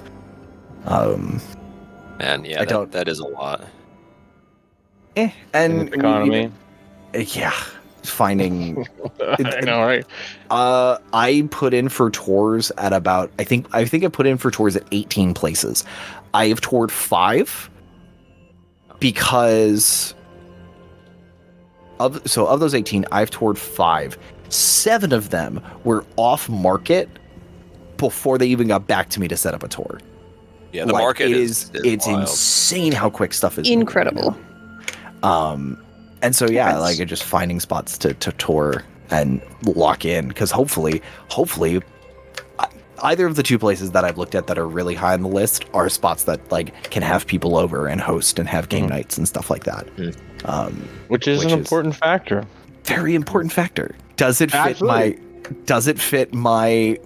my got before Wormwood was a shitty company free model table that they like, their demo test table? Does it fit? Incredible. If not, okay, we'll get a smaller table. Well, I'm looking forward to asking for updates every week. Yes. Yeah. Like yeah, next week, will like, be- hey, how's it going? What's going on? We'll know when the ideally, background's changed. ideally this that's time. a good point. Ideally, this time next week, I'll have like something locked in as far as just there's a place to land. Mhm. That's the goal. All right, I've given you an extra minute. Thank you for the banter extra over. minute. So Andrew, did I hear that I had cut you off and you still wanted to chat with Duncan? You didn't cut me off, no, but I would like to. I would like to do that. Just a quick interaction with Duncan before. All we- right. As Then- Duncan is kind of leaving that room, shutting the door, he sees Thane kind of just crying to himself there on the floor. So Thane is actually actively staring at the wall. Like they are maybe 2 or 3 Oh. inches away from the wall, facing it. Their helmet is off. So and they are in their actual form. So I don't know if you want to roll to see how much of Thane that you see in this moment before they turn to face you and switch their face back. But if you roll high, maybe I'll give you a. I'll roll. I'll I give a roll have the for art that. ready. You really? I'm rolling I do. with my favorite dice. Has a little frog in the middle of it. That's how I know Yes. this That's is so cute. an important roll. That one. With no modifiers, that's a 12. Okay. Alexis, don't share it yet. Okay, Uh, I was gonna ask, I'll do you just want give- the art for that? I would love to see That the sounds art like for a that. no. Well, no, you've seen the art, yeah, but I yeah, won't yeah, show I it have. with everyone else. So I don't remember. Man, it's been a long time since I've actually Looked seen at the my own artwork. face. Yeah, since I looked at my own face. But what I'm imagining in this moment, you as kind of their back is to you, and then like maybe a little bit of a side profile, and you see like this. Alexis, correct me if I'm wrong here, because it's been a while since I've like read an actual description of what Thane actually Okay, looks like. I am trying to send you the art. My computer is chugging just a little bit. If Okay. you see the back of Thane, I assume that's where we're going with this. Yeah, back Can and I then a little bit see- of the side. Back and a little bit aside. You see pale skin with very dark hair. Kind of long, straight hair that kind of curtains the side of the face. And it's almost like it's like inky hair almost, and the pale like doesn't necessarily look healthy, but you notice maybe a little bit of 12, maybe a little bit of scarring too on their face, but Yeah. And their helmet is off, and they were just like kind of rubbing their face. That went bad. That felt bad. Hey, We made things hey. a lot worse.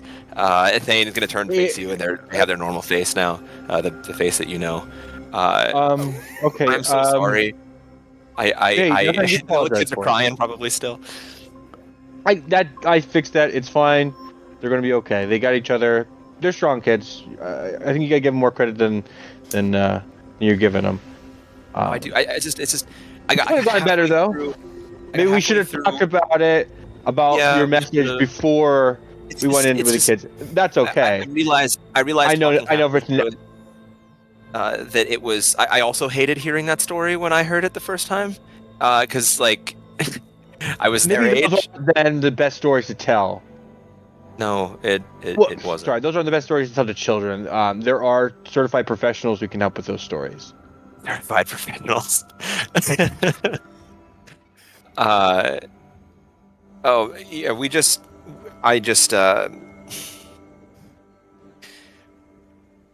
I need to be better, Duncan. I'm not strong enough to all the people in here who needed people to fight for them.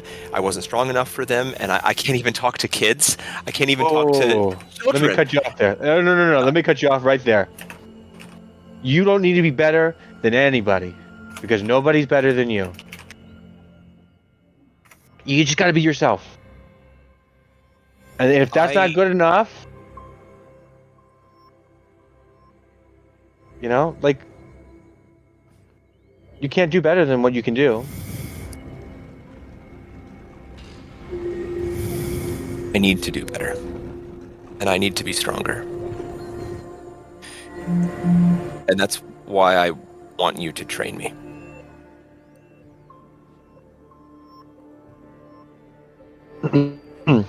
Train you in what? You're a knight, aren't you? You fought. I am a master sergeant, but you're not usually the kind of squires that we take on. If we're going to be on the road together, then I will get better by watching you and by learning from you. Even if I may disagree with you from time to time. But there is so much that you have to offer that I can learn. Even just to talk to them.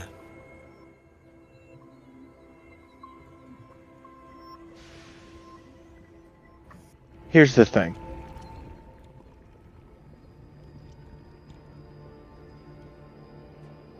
You seem to have your own preconceptions and way of thinking about the world. You do understand that what I teach is not just ways of bettering yourself, but of bettering your soul, of finding values and teachings of Velos. He opens and he's welcoming to all, but this is a dramatic life shift. And to be honest, to be frank with you, not something to be taken lightly. Don't misunderstand me. I'm not saying that I want to join your order, because that would be ridiculous. But A little less ridiculous than you think, but okay, please continue. But I can learn from you and take those lessons. I mean, there's value in the lessons themselves, regardless of who's following them. Are they not enough just for the sake of themselves? Do they not hold up on their own? Or do you need to sign over? Velos does teach us to share our bounties with anyone. I guess I see no harm in showing you the wisdom that I have. It's been a hard-fought wisdom that I have gained over my many years. As long as you are prepared to accept these as lessons, that things given are gifts to be appreciated. And they will be. I can't promise that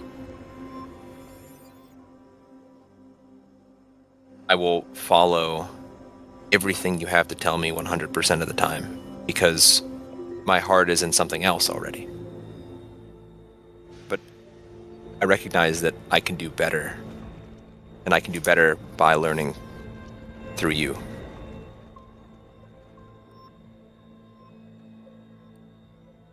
I can take those things and maybe combine them with what I already know. Well, I guess your first lesson starts now. I live my life by a series of codes that I have developed over the years. Helpful hints and things to remind me that there are more important things than myself out there. That there are other ways of thinking. And one of the very first rules that I had ever had created. I hear you typing. I'm pulling up the document. I'm ready. And this is probably one of my most important lessons. I'm gonna put my good arm on his shoulder. Rule 59. If you can be anything, be kind. I will show you what I have to know.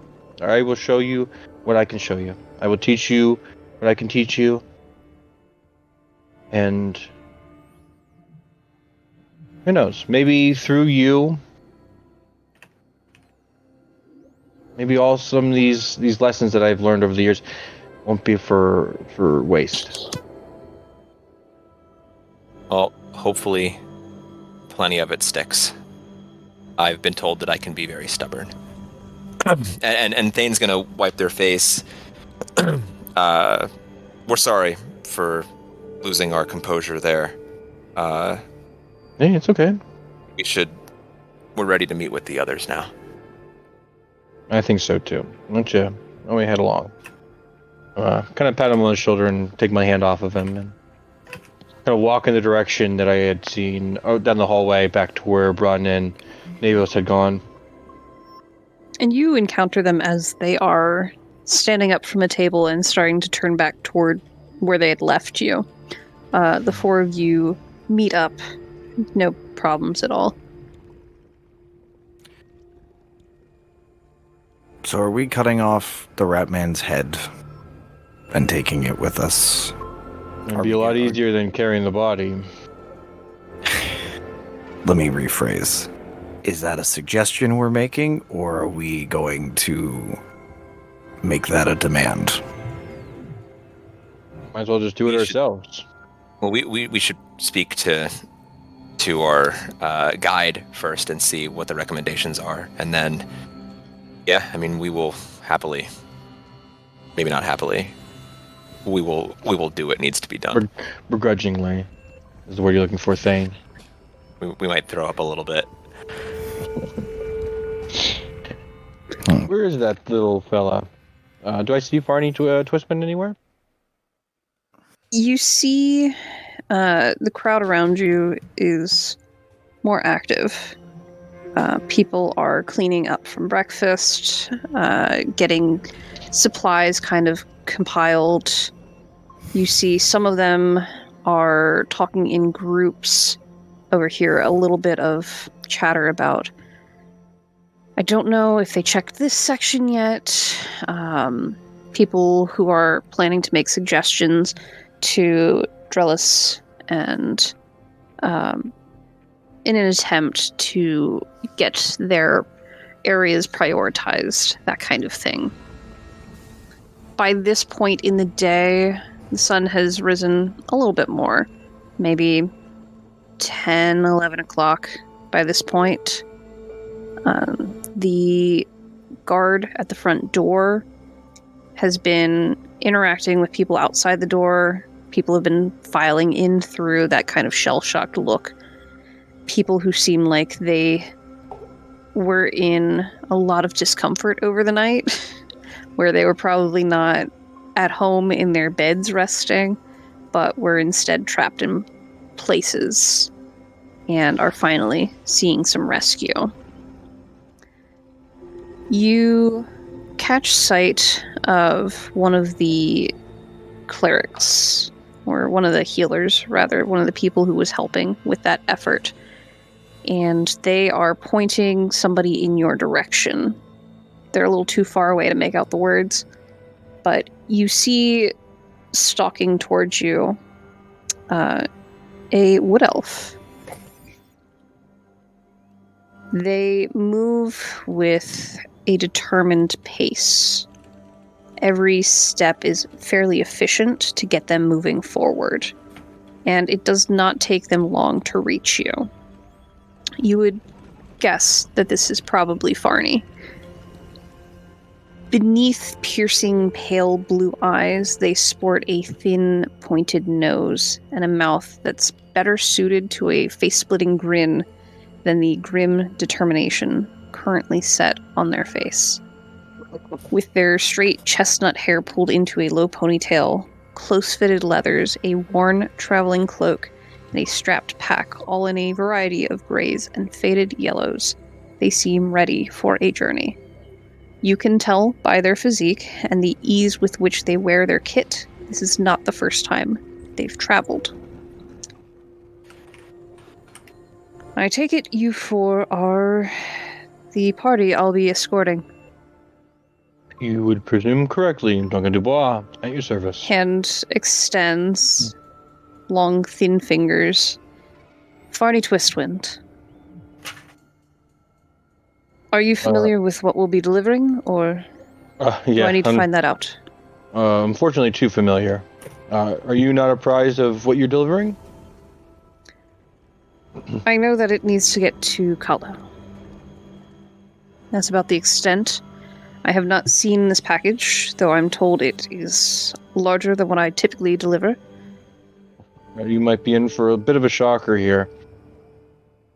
Well, Well, it is our goal, our mission, to deliver samples from whatever this was to Callow for research and hopefully a better understanding of what's happening. Duncan, maybe we don't have this conversation in the entryway. yeah, you're perhaps kind of you are in the correct. main Perhaps you are area correct. It's of the temple. very quickly, just like Why don't you come over here? Thank you. there's some lovely confessionals we can use. But not that one. I heard that one's full of feces. Maybe try this other one. Head kind of turns a little bit confused by that. It doesn't really matter to me what we're delivering, just that it gets delivered. That's my job. And I'm told that this needs to go fairly quickly. It needs to go quickly, but it also needs to go safely. We have reasonable suspicion of infection coming from said samples, so they need to be sealed correctly with either stone or any large panes of glass if you have those kind of fused together. Glass doesn't typically travel exceptionally well. I agree with you. So some sort of We'll stone. see about a lead line box. That that's- might work. Is this a magical item, or We're I not don't really suspect sure. many of you have been to Kalo. Magic is tricky. I think the lead will be very important for that. Have you spoken with the bishop? Does he have a writ ready? I do believe so. He's working on that. Mhm. Fantastic. In that case, then, where are these samples being held? Just in the We'll get other that building over ordered there. I think they're getting wrapped up and ready for transport as we speak. Jebkup made sure of Understood. that. Who Well, we is did who is this Jepka? The Solar Knight? You don't know Jebka? I'm not familiar. No, I don't tend to stick Yeah. around for very long. Big name. Well, if Jepka is in charge of getting the samples prepared, I should speak with her. She, them. Would not recommend that right now. She's kind of under a lot of pressure right now. Who do you normally talk She- to when you're in town? The bishop? Typically the bishop. I would talk the to him council first. as well. Marlowe, occasionally. Can't really talk to him. I would talk to the bishop first before talking to Jebka. She's kind of under a lot right now. Understood. Well, get yourselves together. If this is a larger parcel, we'll see about getting perhaps a cart, depending on the size of it. And typically, I would just carry things myself. However, we'll see about getting a cart. It won't speed You things should up not be too in much, contact but- with any of these samples. Oh. All right. For the general safety, Mm-hmm. Even sealed? even Yeah. sealed. Kind of a quarantine style procedures, if you even have any of those. Cart it is then. We'll see about getting a pair of horses or a horse and a cart. Something large enough for all of us. And Farney starts to kind of ramble through like a checklist almost. No longer Farney. really directly talking to you. Farney, Yes. will walking be faster than horses in a cart? By myself, no. But with all of you and a large parcel, yes, undoubtedly. It will be small parcels, and less attention will be better if it is as quick. First it was large parcels, then it was small Yeah. parcels. Are Why we- why is are the we delivery changing? purposely- Yeah, are we purposely not telling him that it's a corpse? Them, actually. Sorry. You purposely telling them that this is a corpse that we're transporting? Did we miss that? It's technically not a corpse yet. I don't That is know true. what that means. This would not be the first body I've delivered, but apparently this one is special. I'm The thinking bishop can give more details, I think. exactly. Our point being Perhaps this this corpse might be Conversation then. rapidly smaller very quickly from now. Ease of transport. What, Compactable. what does that... We're trying to determine I'm gonna whether we want to speak move with the the whole bishop. body or just the head. Two of us believe that probably just the head would be enough. But you're the expert here, so is it normally easier to transport just a head or the whole body? It depends on the purpose. I love that that was the General- answer. It's general evil magics and unpleasantness. If you want to speak with it, then you would probably just need the head, but if there's more to it, then you would want the whole thing. You called it a sample, so I would assume the more you can provide of it, the better the sample. Hmm. How about a conversation with the bishop? Well, yeah, why don't you have a conversation with the bishop? Quickly turns on heel, takes a couple steps, turns to you. All of us. Probably. Oh, All right, you raise a let's good go. point. And starts pacing through the crowd, weaving this way and that, and it's very interesting to watch them move through the crowd. It's very fluid. You're very good at this walking thing. They are far ahead of you already. You're very good at the. Okay. It's like people are crashing into him. Oh no, nobody touches Farney. They No. I mean Thane. Thane Oh. crashing into people. Oh, you're so good Clank, at this. clank, clank, clank, Bonk, Think Farney- one person to take to brunch, but you can't do both.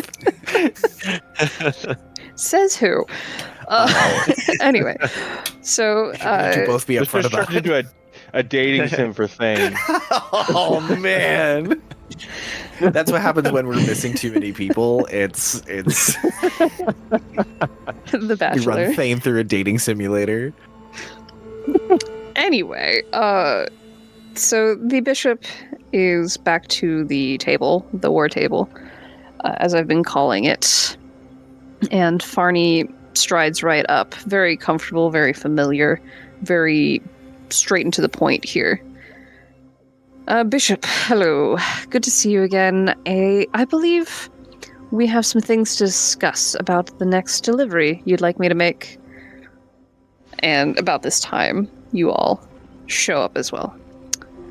Farney, good to see you. An interesting delivery for this one, I believe. Have these four caught you up? Somewhat, they've all given very conflicting answers on what I'm actually delivering. Most of what I've gotten is a corpse that's not quite a corpse yet, that may or may not be the full thing. And the bishop's face just kind of goes very confused and also very concerned.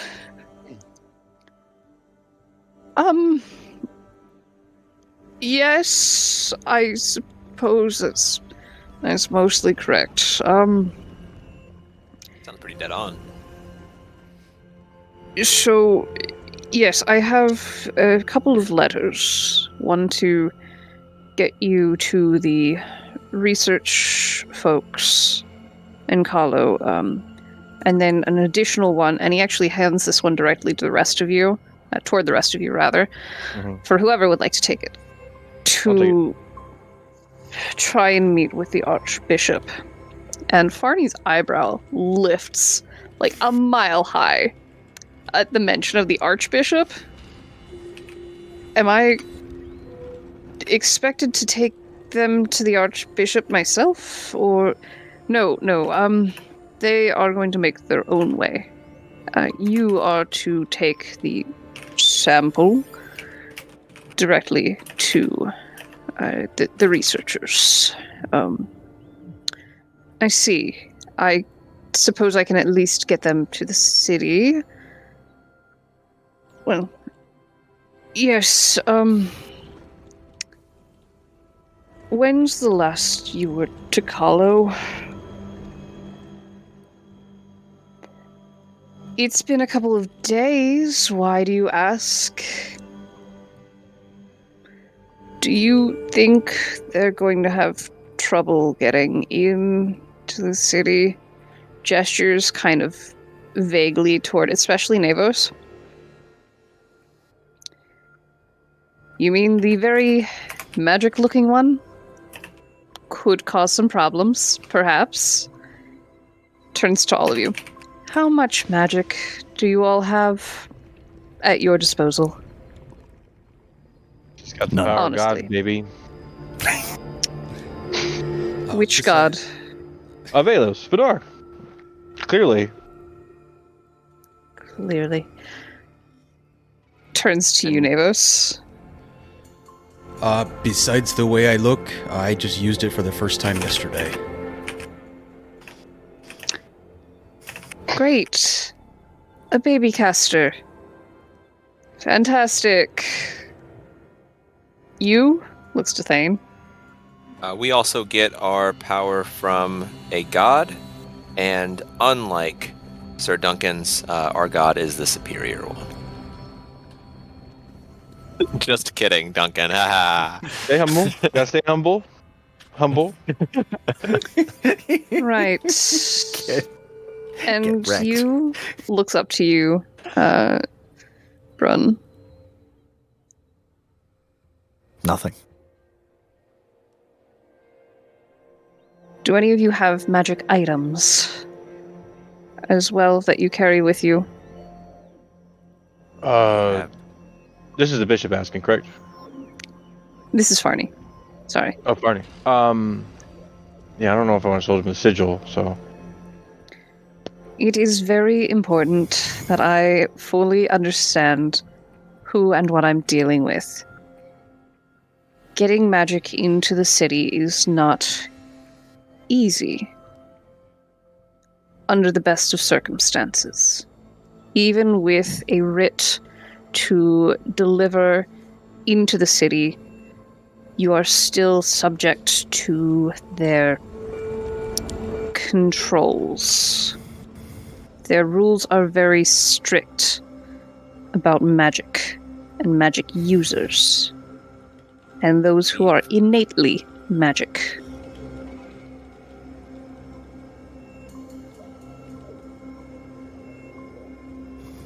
We've been told that friendship is a kind of magic. We do have that. But to answer your question more directly, Pretty just weak. the sigil. Pretty weak magic.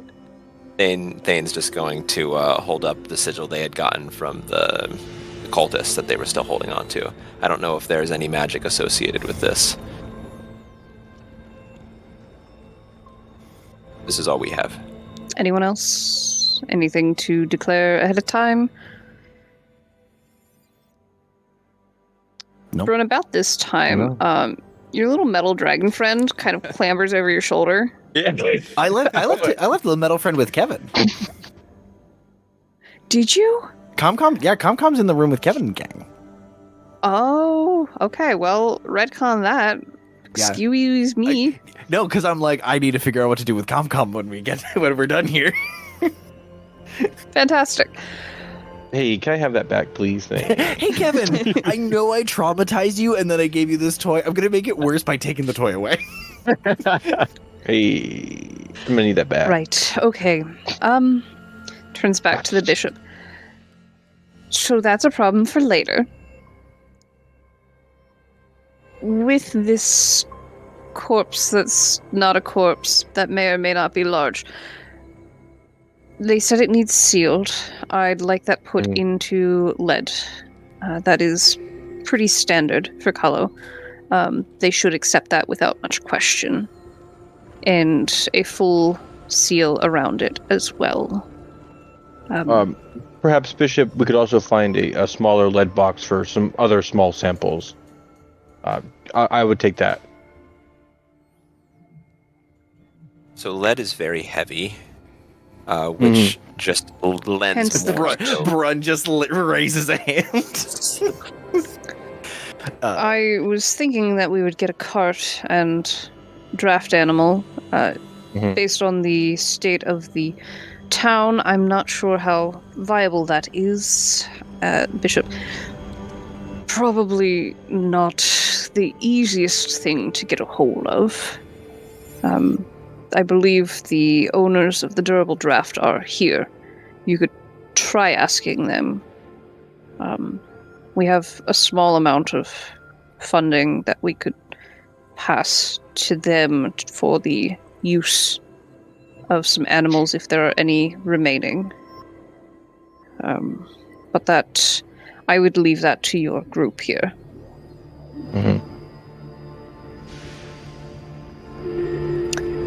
Right, well, at the very least, the lead line box to seal in, I would assume most things could fit into the box if the box is properly sized.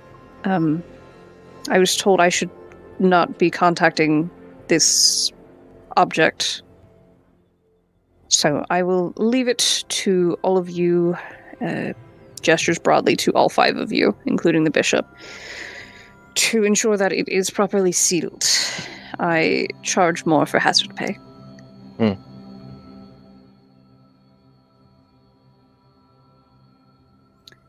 So, what will it be then? A cart? On foot? Why is the size of the sample changing? Bishop asks you. Probably, I'm thinking a cart is probably our best bet. Get all the samples there in one piece, but we were thinking chop the head off and just take that with us. Might be easier to move. We might need a smaller lead box. Probably still need a cart for that, though. A normal human head will fit in a standard safe deposit box. That will draw less attention if we carry that around. That is so oddly specific. I do not want to hear more. I second that. Actually, I don't want to know Oh, anymore. I thought the bishop was like, yeah, actually it does fit. How'd you know? I mostly deal with animal heads when I have to. I don't want to know more about that. This is kind of an animal head. If we, Bishop, if we can lead line a coin box, that will draw less attention. There, or perhaps a reliquary box, something that they will be less inclined to open. And Duncan, I disagree on the cart. If the objects are on our persons, it is harder for them to be taken. Farney is going to speak up. If I am not to interact with these samples, and I have no way of delivering the items without interacting with them, that does create a bit of a problem, unless you 4 are also going to be joining me to the researchers.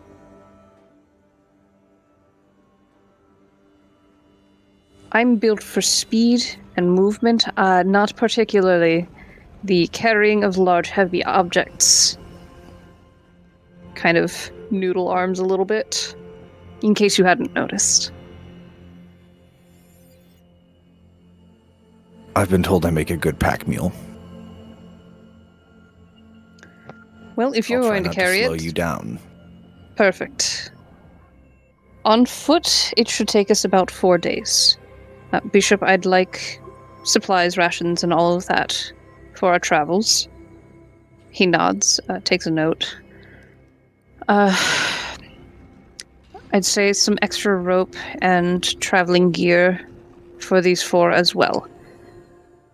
We will travel fairly light, but we need to be cautious. From what I've heard and seen, it's not great, but as I said, about 4 days on foot. When you say not good, is it highwaymen or Highway rat man. or I- are folks getting mauled? Just a look outside the city, or the town walls, rather. Bedlam. The aftermath of Bedlam, I think that's the best way to put it. Things are a bit of a mess. Fantastic. I don't know exactly what to expect on the road. I was here for the festival. I haven't been outside the walls just yet. Made my way here for safety and was called upon to head out into the middle of it. So, hazard pay is doubled, Bishop. Bishop kind of resigned, nods, and makes a note of that too. Anything else you would like? I think we can have most of this together in maybe an hour. That would have you leaving around noon. Get us out before things settle too much and people notice that we're missing.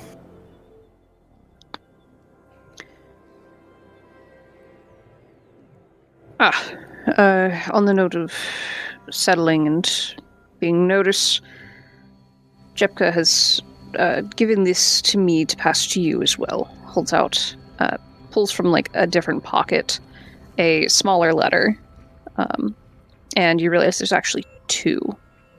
There's one with a lot of ornate calligraphy to it, and religious iconography kind of marked onto it, along with an impression of what you would assume is her holy symbol, since those are unique to the ASMR who wield them. And then a second one that do any of you speak Goblin? Goblin. I usually have a cheat sheet. I don't think any of you have it. Nope. Common and no goblin here. Okay, well, spoiler. Goblin, these nuts. There's a lot of like scratch marks on this one. Mm-hmm. I will be silencing that in the recording. Come on. It's just the laughter. She's leaving the laughter, but just the joke is gone. Something very funny happened, but no one remembers. Just dub over it. It is for the best that. I'm leaving that in. Yeah, I have so much Perfect. trouble with your recording, Dirk. Anyway, yeah. So about noon, we can send you out.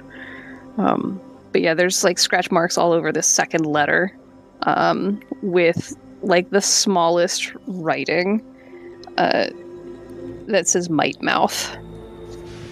Might mouth. Yes. know, the Goblin goblin. NPC. I just said that the language was Goblin. Yeah, but not that you the would- NPC was. Are you kidding? MITMUFTH. Yeah, Might Mouth, a tiny little chaos gremlin. Like, of course, they're gonna be. I The have so many goblin. NPCs that fit that description already. You think I would give Maybe myself another? Yeah, Maybe it's just a gnome that absolutely would. Yeah, I pretends might. it's a goblin. Anywho, You know? If you have any final preparations, I would suggest to make them now. I would not recommend you for return to Alrith anytime soon. As much as Jepka's word means, whenever we manage to get the council back together, I don't believe they will look kindly on my actions pulling Jepka in, nor the pressures placed by the nobles. I wish you all the best. and hope and pray for your success. May the roads treat you kindly, and the city ask very little of you. And he will extend a hand to each of you for a final shake. Good luck. Good luck with everything here. Between the two of us, it sounds like you might have the harder job cut out for you. And as this is all going on, Farney is going to stalk away again to make sure preparations start moving. They've taken the note from the bishop with their demands written down and are going to go make sure that those things are handled.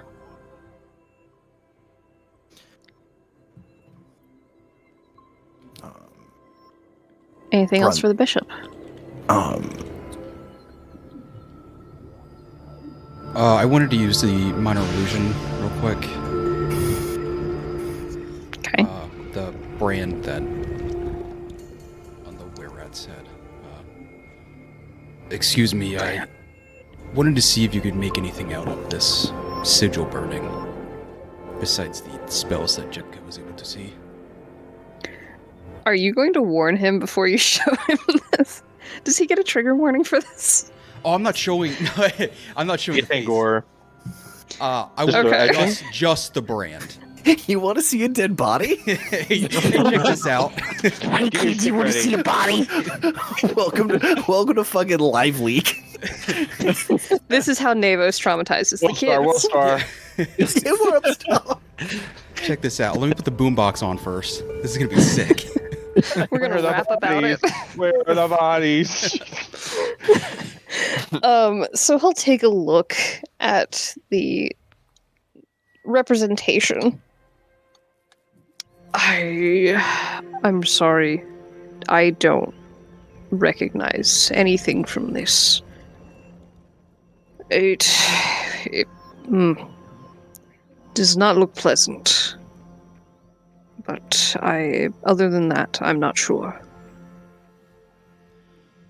That's all right. I'm sorry. Thank you for looking. By the way, Farty mentioned to be careful with magic. I mean, I'm not going to use anything in public, but do you think this is something I should cover myself with? Like a bigger cloak? Hide my back a little more? I don't want to cause any disturbance. He gets this face of like, ugh, politics. Yeah. You've known him long enough that his general vibe you've kind of gotten a handle on, where while he is technically in charge of the temple district, kind of the de facto head of the temples, he's not someone who puts a lot of stock on into his own importance, right? He doesn't care for politics. He doesn't care for the red tape of things. Kind of why he interfered enough to introduce you to Jepka, right? Where he has a strong sense of morality. He has a set of rules that he seems to follow, right? And as he kind of prepares himself, mentally, to talk about the nonsense of the bigger city, have any of you been to Kahlo? I have not. I have. Yeah, I have also been to Kahlo as well. My many travels. Kahlo is a different beast. Entirely. Where, looking around here, you'll see a variety of peoples. Kahlo has a very strict hierarchy, I'll say. Magic in the hands of those not deemed worthy of it is not frowned upon, but he's trying really hard not to, like, absolutely trash talk Kahlo. And you can see it's taking a lot of consideration for his words. Innate magic users have a choice in Kahlo. Surrender their magic, or put it into the hands of the families that run the place. Sometimes that choice is made for them. As much as my word and Jepka's word should help, depending on who you encounter at Kahlo, you may be asked to make that choice. If you have any magic items, they will be confiscated. Without doubt. That is why Farney asked. Because the more you comply off the bat, the better the situation tends to turn out. So what you're saying is that the oppressed masses Here need to we be go. liberated in Kala. Oh boy, Bishop. Oh boy. One bird at a time, buddy. One bird at a time. That is kind of why I asked for a smaller lead-lined box. I still do have Fievel's sigil. Do not want anyone else to touch it besides us. I see. There are some exceptions made for those who channel divine magics. Depending on your order, you will likely be treated somewhat differently, as a different case. There's a preference there as well. It is a system that has existed for a very long time. And the likes of someone such as I can do very little against it. Keep in mind that you carry the name of myself and Jepka when you are in Kahlo, carrying our signs, our sigil, our marks. How you act will reflect on us. I have given these to you because I trust that you will do the best job in this case.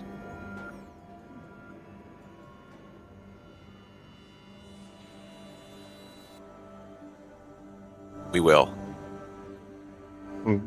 Of that, you have my word. Or my oath.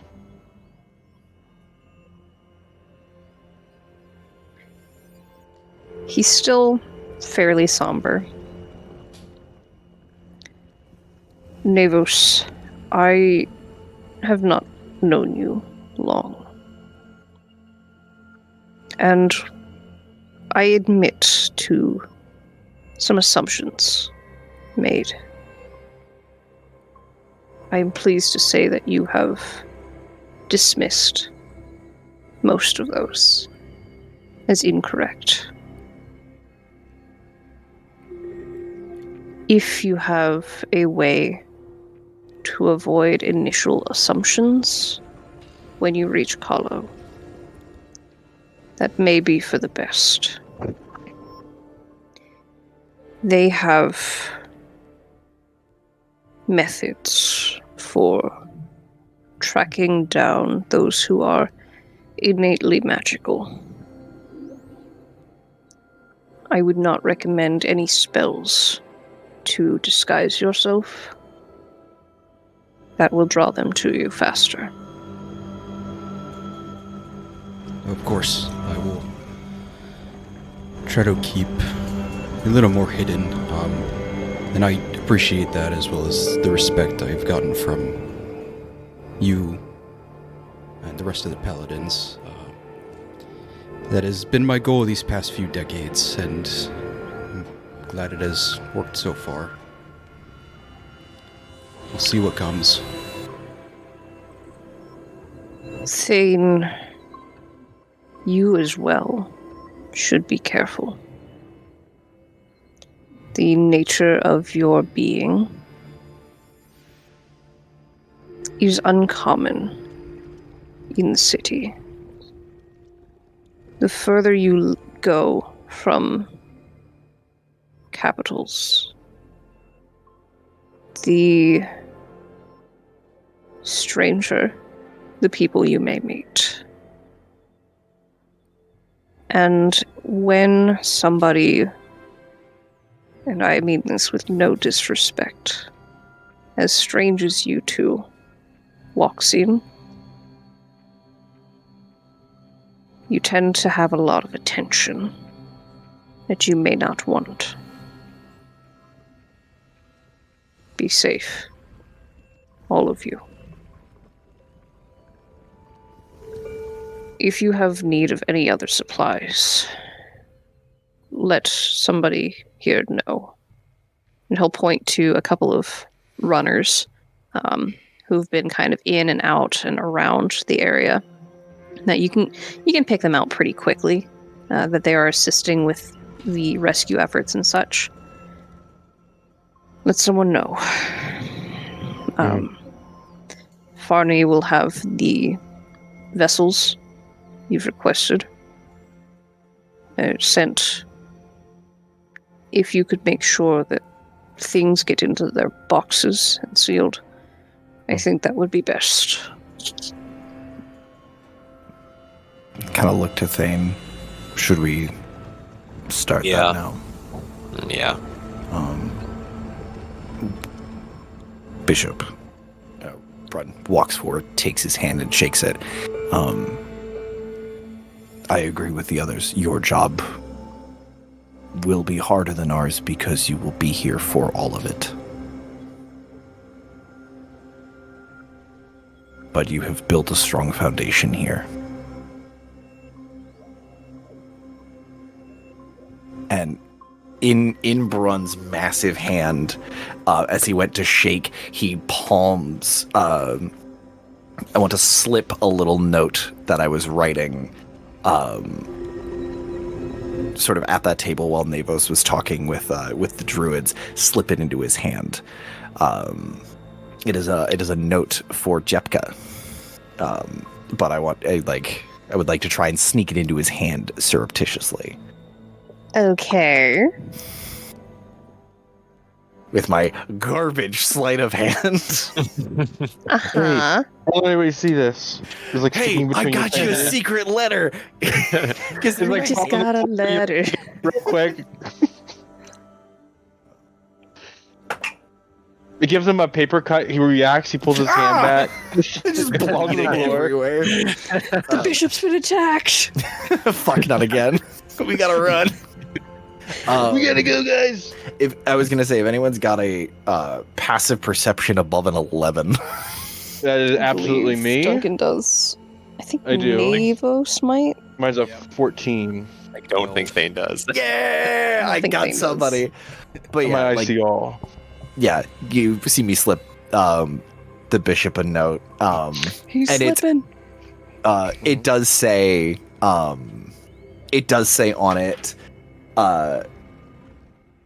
It is Jepka Foniao, Child of Tathe, Lord of Parhelia, Knight of Serani, the Blinding Light. Like, the whole name is written out on the front of it. And then there's a little heart next to it. It He's might got be. competition. Brun's cursive's real bad. Now this turned into a Brun dating sim. Brun's dating everybody.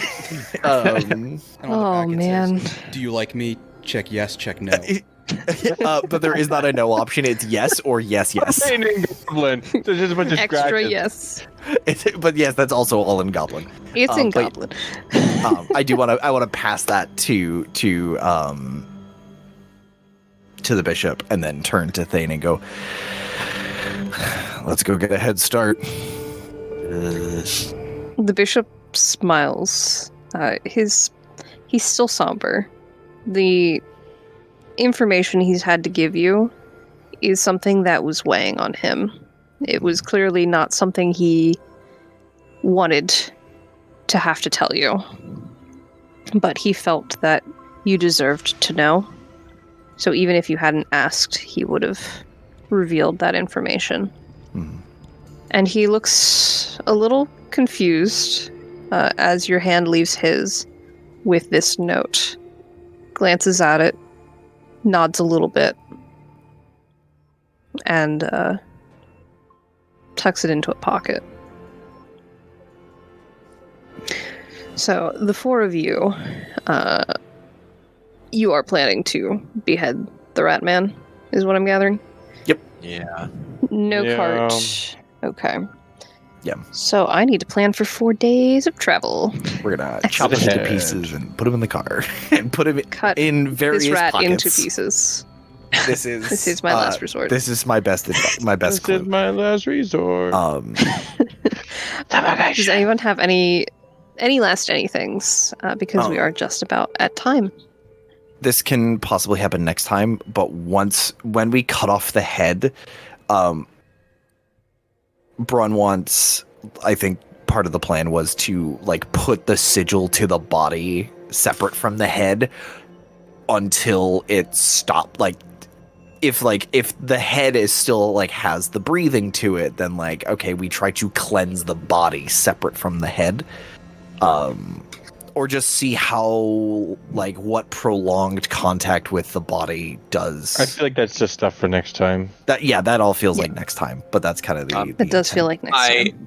I have a thing for this time. Before we go back into that building, Thane would like to turn into someone who does not have a sense of smell. It's just someone with no nose. Can I just do someone with no nose? A little Voldemort action? No, because you have to keep similar features as part of your shifting. What Tee. if features are the same, but I Somebody with like a closed nostrils, they just didn't open. yeah, someone You've got an otter nose and you close it off with flaps. No. because then I Good have to luck. lose my mouth open. That's even worse. I gotta suffer with You're the gonna rest of this, taste buddy. every bit of all of that. It was worth a shot. What's a shot? Good game, guys. Anyone? Yeah, any good last game. things? Gold stars for the traumatizing story. Okay. So thank you all so much for joining me at 7 p.m. on time in Thank the you for having room. me. I appreciate you all. Every one of us who was on time. So because that strength reduction didn't come into play, you're gonna hold on to that till next game. That's fair. Through next game, rather. Yep.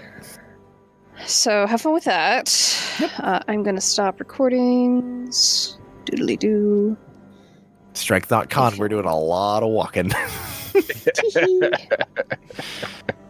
But yeah, any